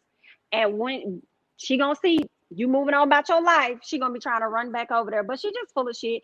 I really want her to just be honest and say that she's not 100% attracted to him for real. Just keep it a buck. Stop talking in circles and free this man. And if she don't free him, I really want him to free himself. I don't really Because have he too even much for was them acting like because I feel he bad for them. because he wasn't even he's not the kind of husband who's like extra aggressive or wants a lot of PDA. He was trying to figure out, how do you want me to move in this marriage? Like, the fact that he would try to do it on her terms, to me, would make me be Right. more receptive to him, because he's not saying like we have to do this or that, but he's asking you, how do you want to proceed so that we can get in a better space? And she's like, I need time. It's time to do what? Y'all are married now, okay? Y'all have been married for what, 4 or 5 days? So, not saying that she has to like be in love by then, but like, if you can't tell him how to act with you, leave him, because you're not even trying to be in this. And I think that's what aggravates me with some of the cast, where they come on a show and then just don't want to participate. They want to just be there and say, I don't know what to do. Have you not watched not Nan's season before to know Right. you have to date this person that's married, you're married to, but like, you can't just not say shit, not do shit, and then expect them to be okay with you not giving them shit. It made me so mad. And I think we seen a little preview for him when they get to the house, and he was kind of going off on her, like I it's just her bullshit. I'm like, yes, said, please be that Let way her with your. have it. She can't feel as if you're so nice that you will accept her bullshit. And I hope that he be like the little joy that we can get from the rest of the season. Because I'm like, fuck her. for real, fuck her. We then have Eric and Virginia, who I really feel like Or is just. what's the whole episode? Because So we see Eric was clearly drunk. Eric was at points where he looked like he was gonna pass out. I don't think it was just. I think they may have took some edibles, some weed, or something, because I think that wasn't a typical thing. You think what, Mandy? I think the men did for sure, because I think Vincent was high as well at one point. Y'all know I be noticing these things. Yeah, because I'm like, he was talking like someone who was very high, but at work and you're trying to act normal. And I'm like, that's not just liquor, bro. And he brings up how she drinks a lot, and because she drinks a lot, I have been drinking with her, and that's not really me. Okay, now they have not had sex yet. I don't know if I fully believe that. Eyes completely blown away by that.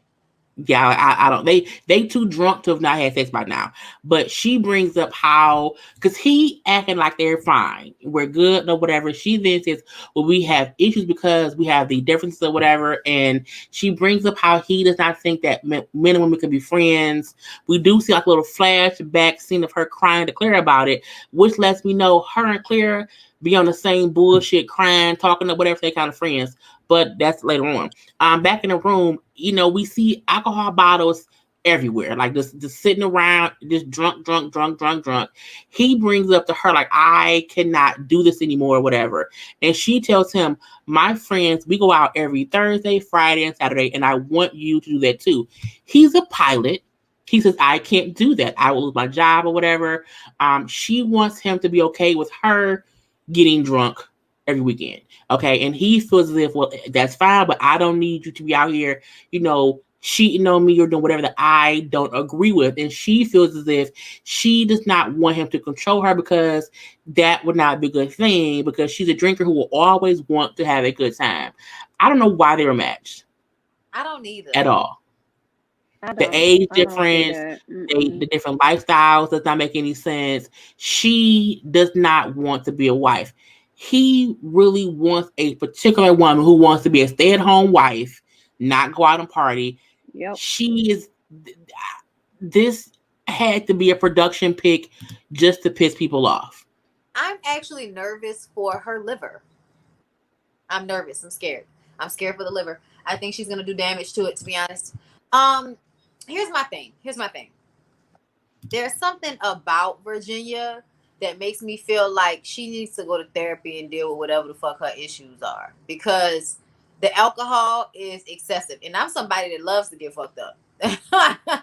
And to be honest, y'all are on, a honeymoon, so y'all really should be fucked up most of the time. Like when I was on my honeymoon, I was, but there is something about it that makes me feel like it's from a dark place, and I think there's a difference. Eric, to me, saying that he can't do it, fine, you can't do it. She needs to understand when he says I can't, that doesn't mean he can't come out with y'all. But don't get mad when he doesn't drink the way you drink. You know what I'm saying? Because she seems like the type that'll be like, oh, you're a party pooper, just because she's shitty drunk and you not. You know what I'm saying? And listen, I don't trust people with no vices, but he's been drinking. So it's not like he's not going to ever have a beer or something like that. But she is just taking it to a level that makes me feel like once they get into the house together, that shit is going to be a problem. And I don't think there's any amount of talking about it at this point that's going to fix that, because y'all just put two people that have different lifestyles in the same marriage. So, yeah, I don't know how it's going to work out. I don't see it working out either. I mean, Virginia gonna do whatever she want to do. That's the short answer. Yeah. So I really don't see it working out. I think she mentioned that she had like issues as a kid because her parents got a divorce or something like that. So it's probably her issues of needing therapy probably goes that far back, which is why she's probably a drinker and stuff. But I don't really have no words for Virginia. I don't really like Virginia. I don't really like her character on this show. I don't really like how she is. She's a drunk kid. She's young. They shouldn't be a match. I mean, what else can we really say about them? She's full of shit. I mean, I don't know what else to say about him. Now, I will say this. Maybe she won't cheat on him while she's out drinking, because hell, she been doing all this drinking. Allegedly, she ain't been smashing her own husband. So maybe she just go out there and drink and she ain't gonna cheat because that's just what she do. I think she's not gonna be able to deal with him controlling her, because when she goes out, like he gonna make that an issue. He's already making it an issue that she can't have guy friends. So he's going to make that an issue, so much so that it's going to be so uncomfortable for her that she's going to stop doing what she enjoys, or she just going to end up leaving. But she's a basket case. I'm going to tell y'all that I definitely felt like they were both low-key Karen and Kevin in the shit out of Chris. Because I think that we all know that Chris is an asshole. But even Clara was like, why are you poking the bear? It's obvious he's on. And at first, y'all being drunk and high, we kind of let that slide the first time. And in all honesty, him being mad that she asked if the kid was really his, that was almost like a knee-jerk reaction to you telling us that you have a baby with a bitch you're married to. Is it really yours? Like, that's a knee-jerk reaction. Right. So I got upset about that. That was bullshit to me. But the way her and Clara went at him, it was more so her than Clara, because at one point Clara just completely stopped talking and wasn't even a part of the conversation anymore. She was just saying the thing that tipped it over for me was when they were both like they would have left. He can't take that. He is I'm sorry, but he's bitch made. He's sensitive. So as much as he can tell Paige that he's not attracted to her and all of this other shit, like, he can't take the fact that y'all don't like him now because of what he's done to Paige. That is so bothersome to him that they are supportive of her, but not supportive of him.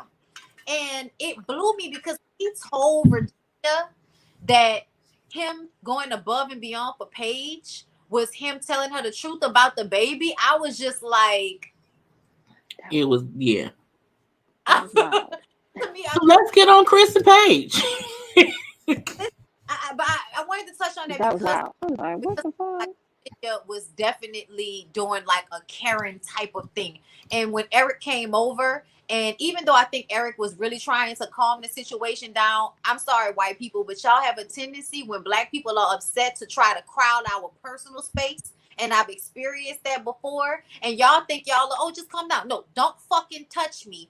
I'm upset. Get out of my bubble. Don't come in my bubble. I'm upset. So for me, there was a moment there where I totally understood where Chris's angst was coming from, but I still felt like he acted like an insolent, bratty fucking child.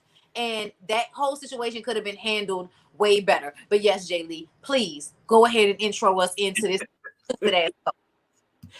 I think we all watch the show simply for Chris and Paige because it's a train wreck that you don't know who what.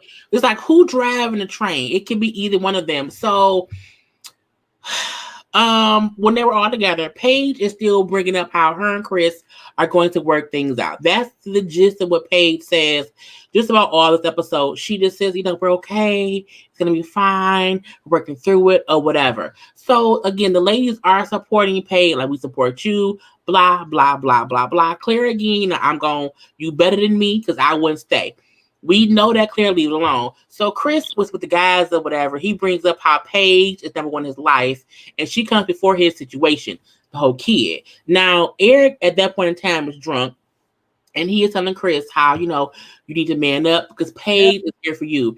And Chris feels as if Eric is being disrespectful for telling him to man up because, as he said about his old job, he manned up when he told Paige, well, he was forced to tell Paige by production that he had a whole baby on the way. Now, back in that room, Chris tells Paige how, she is doing so well handling his bullshit with grace. Yes, he is commending her for handling his bullshit graciously and not just punch him and throw a leaving him. And Paige tells him how she's anticipating getting back to Atlanta because that's when things get real. And when she mentions her dog and asks him about if he was willing to like walk her dog in the mornings, this fool said, you take care of the dog and I will play with it because I don't want the dog around or whatever. And her thing is like, I am agreeing to be a co-parent to a fucking new baby and you can't walk my fucking dog. Chris is a piece of shit.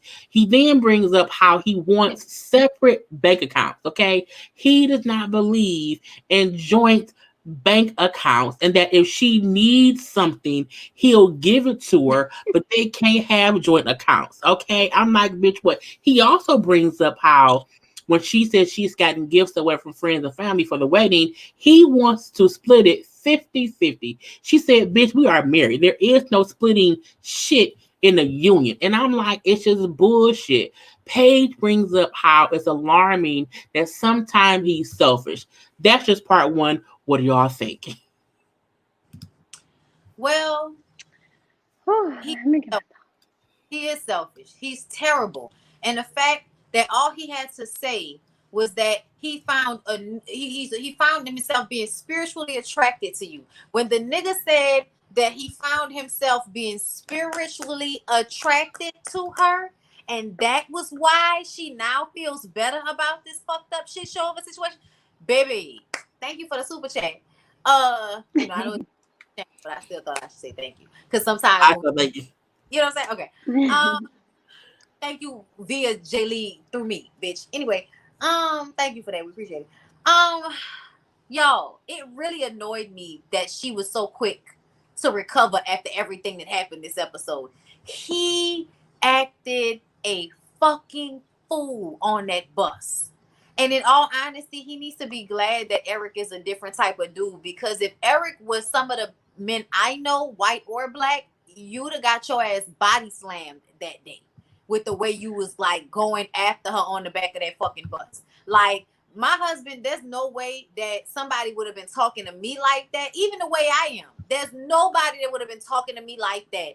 And then like just going off like that. And it was just, we just gonna sit there. It would have never went down like that. Chris would have got the motherfucking argument of his life in that bus. So he is lucky that Virginia and Eric aren't the type of couple that we are. Because had you came at me like that, okay, because production asked me to ask you about this shit, because we all know a lot of the times people would have mind their business if production had not been like, ask these questions, okay? So, first the fuck off, I probably would have argued that fool down. And once he called me a drunk, like he called Virginia, I'd have been like, and you're a dog-ass dude that got a bitch pregnant and probably was still fucking with her before you came on this show knowing you were going to marry somebody. You're a dog-ass dude. You ain't shit, money. And you probably broke, probably perpetrating, and your dick probably little too. Okay? Child, I'd have went in on it. Well, the thing with Chris, because it was I just agree with everything Bonnie said. The whole ATV thing, the three couples with ATV, and it was Paige, Chris, Virginia, Eric. Clara and Ryan. And Clara and Virginia decided to go talk to Chris, bringing up how much he needs to appreciate Paige for this staying with him or whatever, and how Paige is not very much closed off since she's got married to Chris.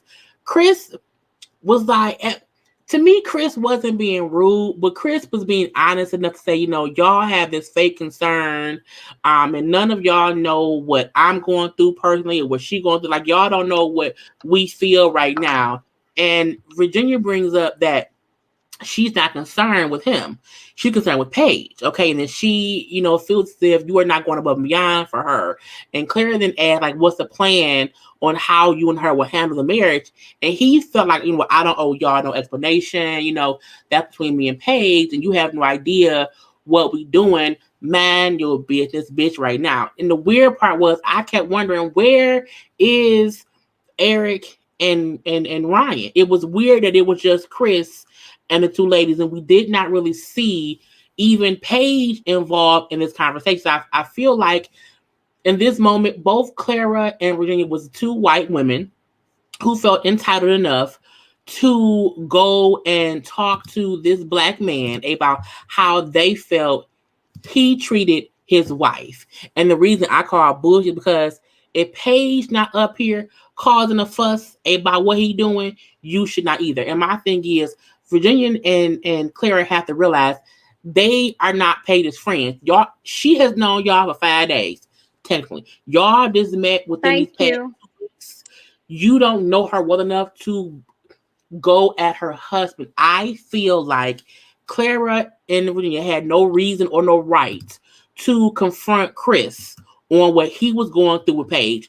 You should not get in no one else's marriage, and that's my opinion. I also feel it's like when Eric did walk up, and I don't even know why Eric didn't say shit in the scene. You waited till later on to do the whole thing or whatnot, but to kind of go at him saying, well, you need to kind of calm down, and we care about your marriage. He's like, well, I do too, but I stay out of y'all shit. And when Virginia called him arrogant, he called her a drunker. And then the whole back and forth thing, I felt like y'all should have never even went to him about it. Like, it was no reason for it. Y'all should have went and talked to Paige. If Paige did not say, go talk to him, shut the fuck up. I agree with that. I feel like that. I was glad he was giving their ass the business, to be honest, because I felt like, why, for what y'all want to know for? Y'all need to be focused on the person y'all just met 2 minutes ago. Why y'all over here talking about me and worry about what's going on with my business? And if you so concerned about Paige, how dare you ask me questions and then say you don't care about me but you care about Paige? To go have a conversation with Paige. Because here's the thing, in my opinion, like you said, they're not friends. I've only known y'all for 1.2 seconds, and the fact that, oh, I hate when I lose my train of thought. But I'm gonna let y'all go. Get my train of thought back. Sorry, y'all. Back. Even though, like I said, I agree with y'all. I feel like they definitely carried the situation a little bit. Especially Virginia, because you out of pocket coming at him about his situation. But at the same time, I always go back to the fact that we're on a reality show, and there's no way that you were going to be able to come on this fucking reality show with a baby and then nobody was going to bring that shit up to you outside the page. There's no way that was going to happen. And a part of this show is y'all coming on with other couples and discussing the issues in your marriages. That's also a part of the show. So it'd be different if this was your personal life and it wasn't on the show. But you signed up to discuss your marriage. You signed up. That's why I get aggravated even when they don't want to talk about, like, if y'all fucking or not. Why did y'all come on the show if y'all don't want to talk about what's going on in the relationship? That's the whole point, bitch. If you wanted to do this in private, then you could have did this in private. But you signed up to do this on a reality show and then waited through the process of months and months in order to get on the television show. And now it's like, oh, I want to handle this in private. Like, get the fuck out of here. I think that's bullshit at the end of the day. Oh, it respect my privacy. The only reason you feel like that is because there are women talking to you about that shit. Because when he was talking to the men and they were asking questions, it wasn't a big issue. He didn't even go at Eric with that same fever that he went at Virginia with. And that's why I didn't like it, because I feel like it's bitch made for you to have all this aggression towards women when they talk to you about this shit. But you really didn't have that same aggression for Eric. And then at the table at the end of the episode, when Eric sat down and was like, if you have anything else to say to Virginia, say it to me, because now he didn't have a chance to sober up and think about what happened. And now he realizes that he needed to have a man-to-man conversation because that nigga was doing too much with the rah-rah. You know what I'm saying? Like, to me, men can sometimes express themselves in a way that feels like the next step is violence. And I feel like that within itself is too much. So even though you could have been like, listen, I understand how y'all feel, but this really ain't got nothing to do with y'all. Y'all can really just kind of mind y'all fucking business. And he could have walked off and left it at that. But what I am going to say I disagree with y'all about is about when they were talking to Paige. And then he went up and started screaming, don't talk to her. To me, that was an extension of him not liking the fact that they sympathized with her and not him. And I also feel like it was a way trying to control the situation. Like, why can't she talk to them just because you feel embarrassed about what the fuck you didn't got yourself into? You know what I'm saying? So that was kind of my feelings when he did all of that, because I felt like Paige actually wanted that energy from them. She wanted them to feel sorry for her. And I almost feel like that's probably a part of her personality, to kind of like to be the victim a little bit. And probably one of the things why they matched them together is because he's going to make her a victim and she likes to be one, because she's a glutton for punishment at the end of the day. And I feel like she liked the fact that they felt bad for her. And I also think she likes to be the wife that's, oh, you know, excuse him. Oh, I'm so sorry, you guys. I know, you know, like something about all of that for me, I think is her kind of liking all of the drama of it. She may not like the situation she's in, but I think she likes the attention and the drama of it all. Even if she won't admit it to herself, I think I see it in her. Yeah, I didn't get my train of thought back, but I was definitely here for Chris collecting the girls, getting them together. Because, like I said, y'all don't really know us like that for real. Even if we did sign up for this show, like, y'all opinions aren't going to mean that much to me. I'm probably going to be more worried about what her family thinks than what y'all think. So if you care so much about Paige, go have a conversation with Paige. That was the other thing I was going to say. So he gave her Paige the out. He told her she didn't have to be in that situation. Paige is the one that chose to stay. So with her being the one choosing to stay, go have this conversation with her over there while you trying to have a conversation with me. Now, he was wrong when he said he was being, I forgot what she asked him, going above and beyond or something, just by telling her the information. Nigga, you're supposed to do that. What are you talking about? But I do think he was dead wrong when he got on that van and he started to go off. I was like, okay, now you going to the extreme here. Now you already collected them and got them together, but now you doing too much over here. I don't understand Eric's point when he walked over. I don't know what he was trying to do. I guess he was just trying to diffuse the situation. He saw Virginia getting upset. But when he decided to check Chris, he checked Chris because Virginia got in his ass.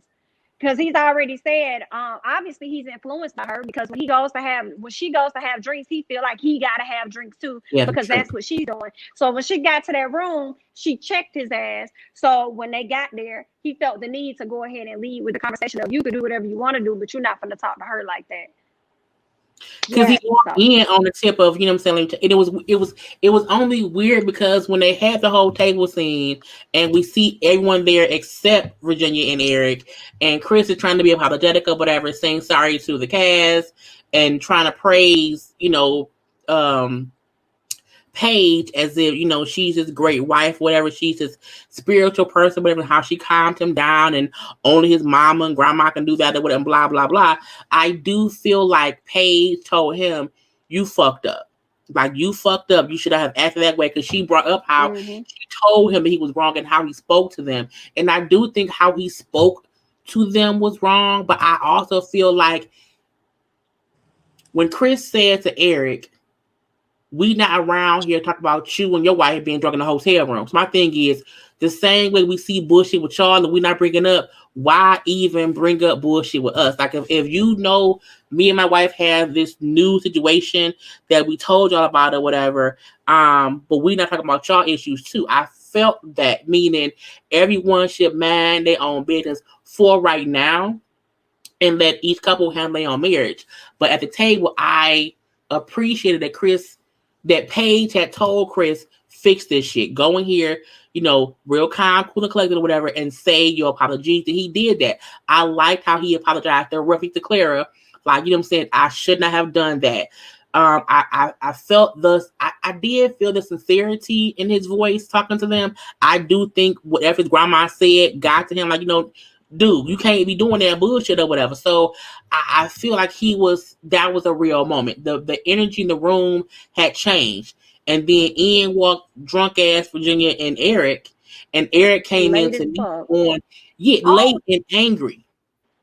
And I feel like when Eric said, like, you can't talk to me. And when Chris parted the red, see them glasses and kind of moved, like, okay, you want to do it. I felt like Chris' energy changed. Like, he felt like, okay, I was just Jesus and Moses. Now I gotta come be Pharaoh and what you want. Let me part the red, because he was like, let me part this little red seal of glasses. Okay, what you say? And I felt like Eric came in and changed the energy, because Chris was like, we can be cool. You know what I'm saying?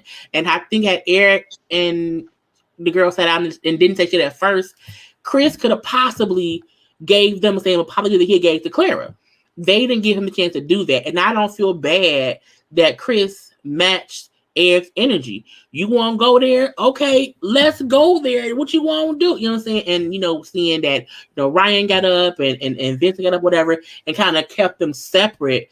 But I agree with the couples that in that one moment, it was Eric and Virginia who came in and fucked up the vibe and made it be a fight versus a conversation where we can go further from here. But it's all his fault. Chris was the one using us to, not be. I'm like, no, y'all came in here not reading the room that no one was mad. Tell them he did.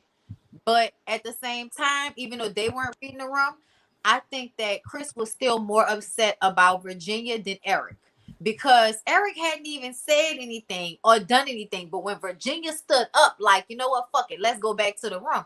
And then he stands up and starts, doing this thing where it's like he was going to try to fight Eric. That's when I got mad at Chris, because I was like, nigga, what energy are you on right now? Because nobody is on that. Like, Eric, I didn't notice that part. I didn't know that she got up first before Eric got up. I didn't even see that part. Yeah, Virginia got up because I think she was like, you know what? Fuck this. Let's just go back to the room. Like, that's what it seemed like to me. Like, she was saying, come on, let's leave. And Chris received this somehow like Eric was about to jump up to fight him. Like, I just felt like Chris was on one and looking for a fight at that point. I feel like when he thinks he's put his best foot forward and I've apologized, almost like a narcissist or somebody that's, like a sociopath, where it's like, I just apologize to you. You're not accepting my. Don't be mad at me no more. Yeah, you're not supposed to be mad at me. I apologize to you. And that was the vibe I got from him. Like, the fact that he thought he had done enough and that wasn't good enough pissed him off even more. But I did feel like Virginia was on bullshit, because when they were walking off and she was like, if that was my brother or my dad, he would have been laid out. And I'm just like, bitch, you was the one all in them people business. And if you had minded your business and kept your fucking opinions about their relationship to yourself, then nobody wouldn't have had to do anything. So take responsibility for your part. I do feel like everybody felt like it was some weight to put on everybody at the end of the day. It wasn't like they were just mad at Chris or just mad at Virginia and Eric. It was kind of like everybody the whole situation. Yeah. And I appreciated that, because I did feel like at certain moments, Eric and Virginia were fucked up. And in other moments, Chris was obviously on one. Like, calm down. I'm gonna fight whoever. I'm gonna fight everybody. I'm like, Chris was pissed.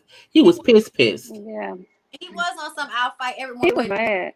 And I was like, oh, Vince had to get him together. Vince was like, I was like, listen, I like all that energy. Wait. It was comical. I think, Chris, I ain't gonna lie, I really see the sincerity when he apologized. But if that's what you did, then cool, you cool. Because I just want to see the change behavior if that's the case.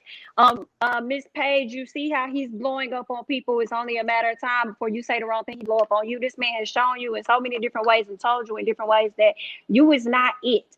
He don't even want to have a joint account with you, because he's probably going to be spending his money on women and whatever else. and he already can manage his money, so you would think he would at least have a joint account for the important things. But long story short, he's showing you that he is incapable of being the guy that you need him to be.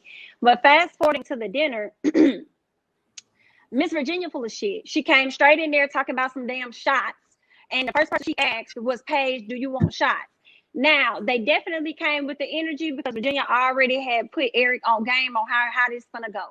Now, when he starts to go in on Chris, Ryan says, just before you got here, Ryan clued him in on the fact that Chris was going around apologizing to everybody. That was Eric's cue to say, oh, I missed it. I'll allow you to continue to speak. Eric missed that fucking mark because he was trying to prove a point to Miss Virginia and almost got his ass. So when Chris parted them glasses and they got into it and they stood up, it was what it was. Now, I will say Chris could have also used that as an opportunity to be like be more calm about the situation, about how he handled it. So I think they both was wrong in how they approached the situation overall. That's what I'm about to say, because I feel like there was definitely a moment after Ryan spoke where, you know, Chris was like, no, let him finish saying what he was saying. You know what I'm saying? So I almost feel like you didn't even want Eric to respond differently. You was happy he was on that energy. Honestly, y'all, I felt like he only wanted to apologize to Ryan and Clara. I feel like if Eric and Virginia were at the table at the time, he still would not have apologized to them because he was pissed off at them specifically, more so than Ryan and Clara. I give you that because he could have waited until they got there. Granted, they was late, but if he wanted to offer the apology to everyone, he could have waited until everybody arrived to give that apology. But he was definitely pissed off with them because of the man up conversation that he was having with Eric earlier. And he's like, how am I supposed, like, I'm manning up. What more man up do you want me to do? Like, the baby's not here yet. Like, I told my wife what's going on. So he was already frustrated. Oh, yeah, for sure. Yeah, but you're right. Like, he was still mad at them since earlier. And that man up comment, like what he was saying by man up is everybody can see how you're treating Paige, even though she is trying to accepting it. And I think Eric being fucked up doesn't have a barometer. He don't have the thing to stop himself from saying shit when he fucked up. So when he was sitting there like fucked up like that, he was like, yeah, man, you gotta man up, man, because you know she's here for you, man. You know what I'm saying? He's fucked up, but he's trying to tell him, dude, we all see that old girl is trying really hard with you, and it seemed like you don't really give a fuck. And he said himself at the table that it seemed, you know, that he had detached from her emotionally, and you could tell he'd been on the phone with that ex and talking about what he gonna do with her. And I think everybody noticed it. I think it's shit that's going on when the cameras are rolling and when they're not. Yeah. So I think that, you know, if everybody see what's going on, and how can we really sit up here and do this show and act like we don't see it? So I think that Eric and Virginia are those people. Also, and I meant to say this earlier, Jacob, when he gave his apology and Jacob was like, I don't know how to read Chris. I never know how to read Chris, but I don't really give a shit. When he said that, but I felt like he was the only person at the table that was real enough in that moment to say they read the bullshit in what he was saying, the fake sincerity. I think he knows exactly what he is supposed to say. I think he knows what people want to hear from him. I think he knows what Paige wants to hear from him.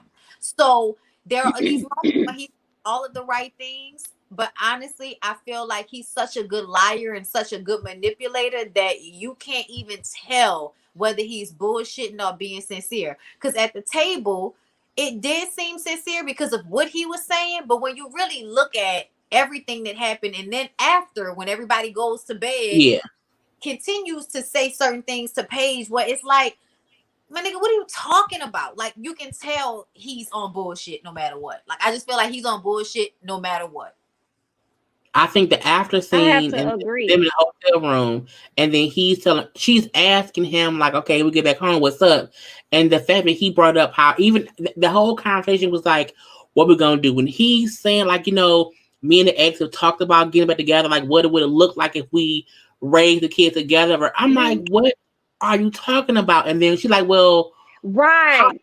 How have we not had this conversation? And for him to bring up how, like, well, we're married, so that don't matter. No, it do, because you're saying to me that you have talked to her about getting back together. And even the whole thing about, last week he was blocked, this week we're having a baby. Well, if who unblocked her? How did she get to you?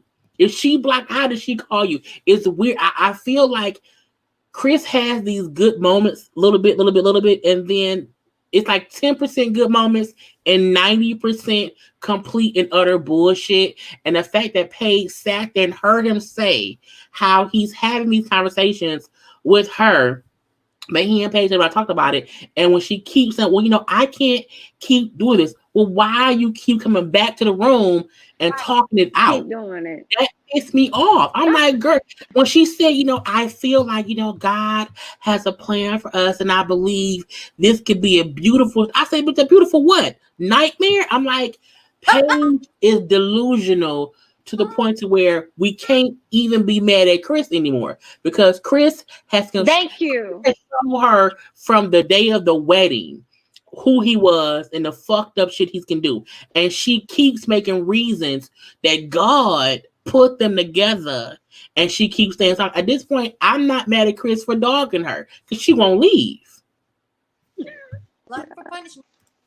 I think.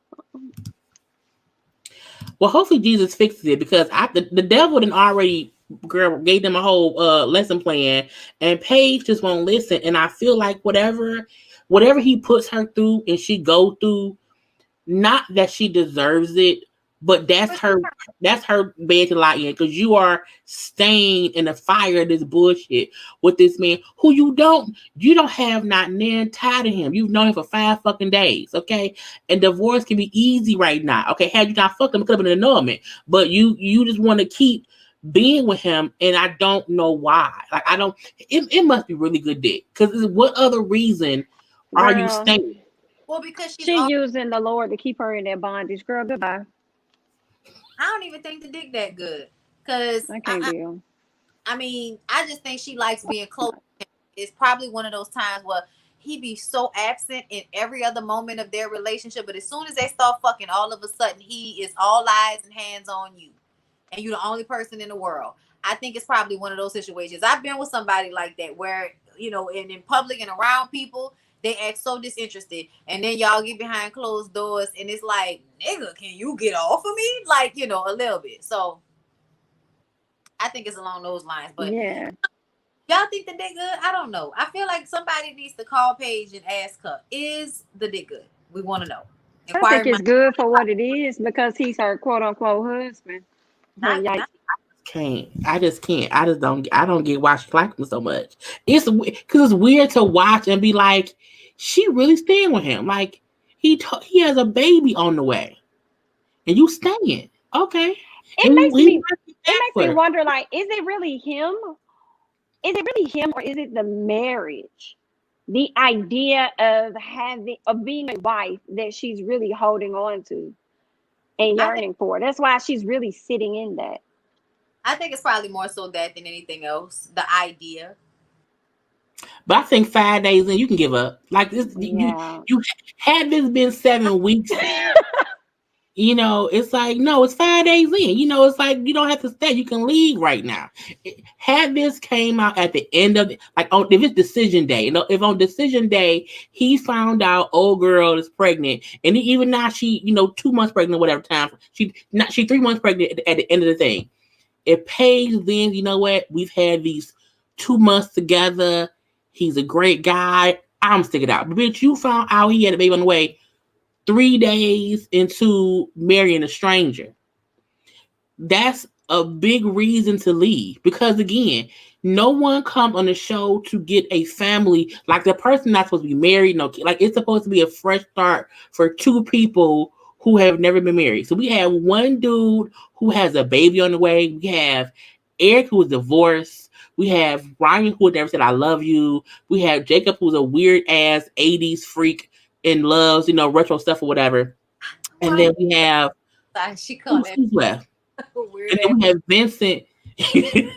And we have Vincent, who we think got anger issues. Like, no one came into this thinking, okay, yeah, it's gonna be it's a train wreck in one way or the other for two main characters, for the alcoholic characters, and then for the baby. It's like, what does y'all Paige leave? Paige should leave Chris, and truthfully, Eric should leave Virginia because she's a drunk and you're a pilot. You're married to a drunk and you're a pilot and you don't want her party. She parties. Like, to me, these are reasons to leave in the beginning. Like, I don't want to waste 6 weeks of my life with someone when I know for a fact these are not my values. It's not as if she likes beef and you don't. She's an alcoholic and you're a pilot. Nigga said not as if it's like she like beefing. Eric gonna get tired of Virginia. He is. He's gonna get tired of her for sure, real quick. Because like right now he's drunk and they're on vacation. No, please don't. Please don't kill her.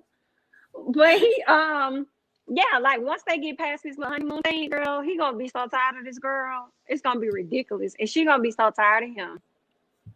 It's gonna be a mess. Season is a whole mess. But that was the whole show, everybody. We have done our 2 hours, honeys. It is getting late, honeys, and people know whatever. Next week, I believe we're going to be on Niecy's channel. Niecy is in Texas. Yes. So Niecy has been without power. And so she just got power back today. So she's getting her life together in Texas. We wish her all the peace and lights and water and food and all that goodness. So she'll be back next week. Yes, next week on our channel. And then the week after that, we'll be on Jamie's channel. Make sure to follow all of our social medias, all of our YouTubes. Okay, we love you all. We have a good time every Thursday. We done, y'all. Bye, y'all. We gotta go. Bye, y'all.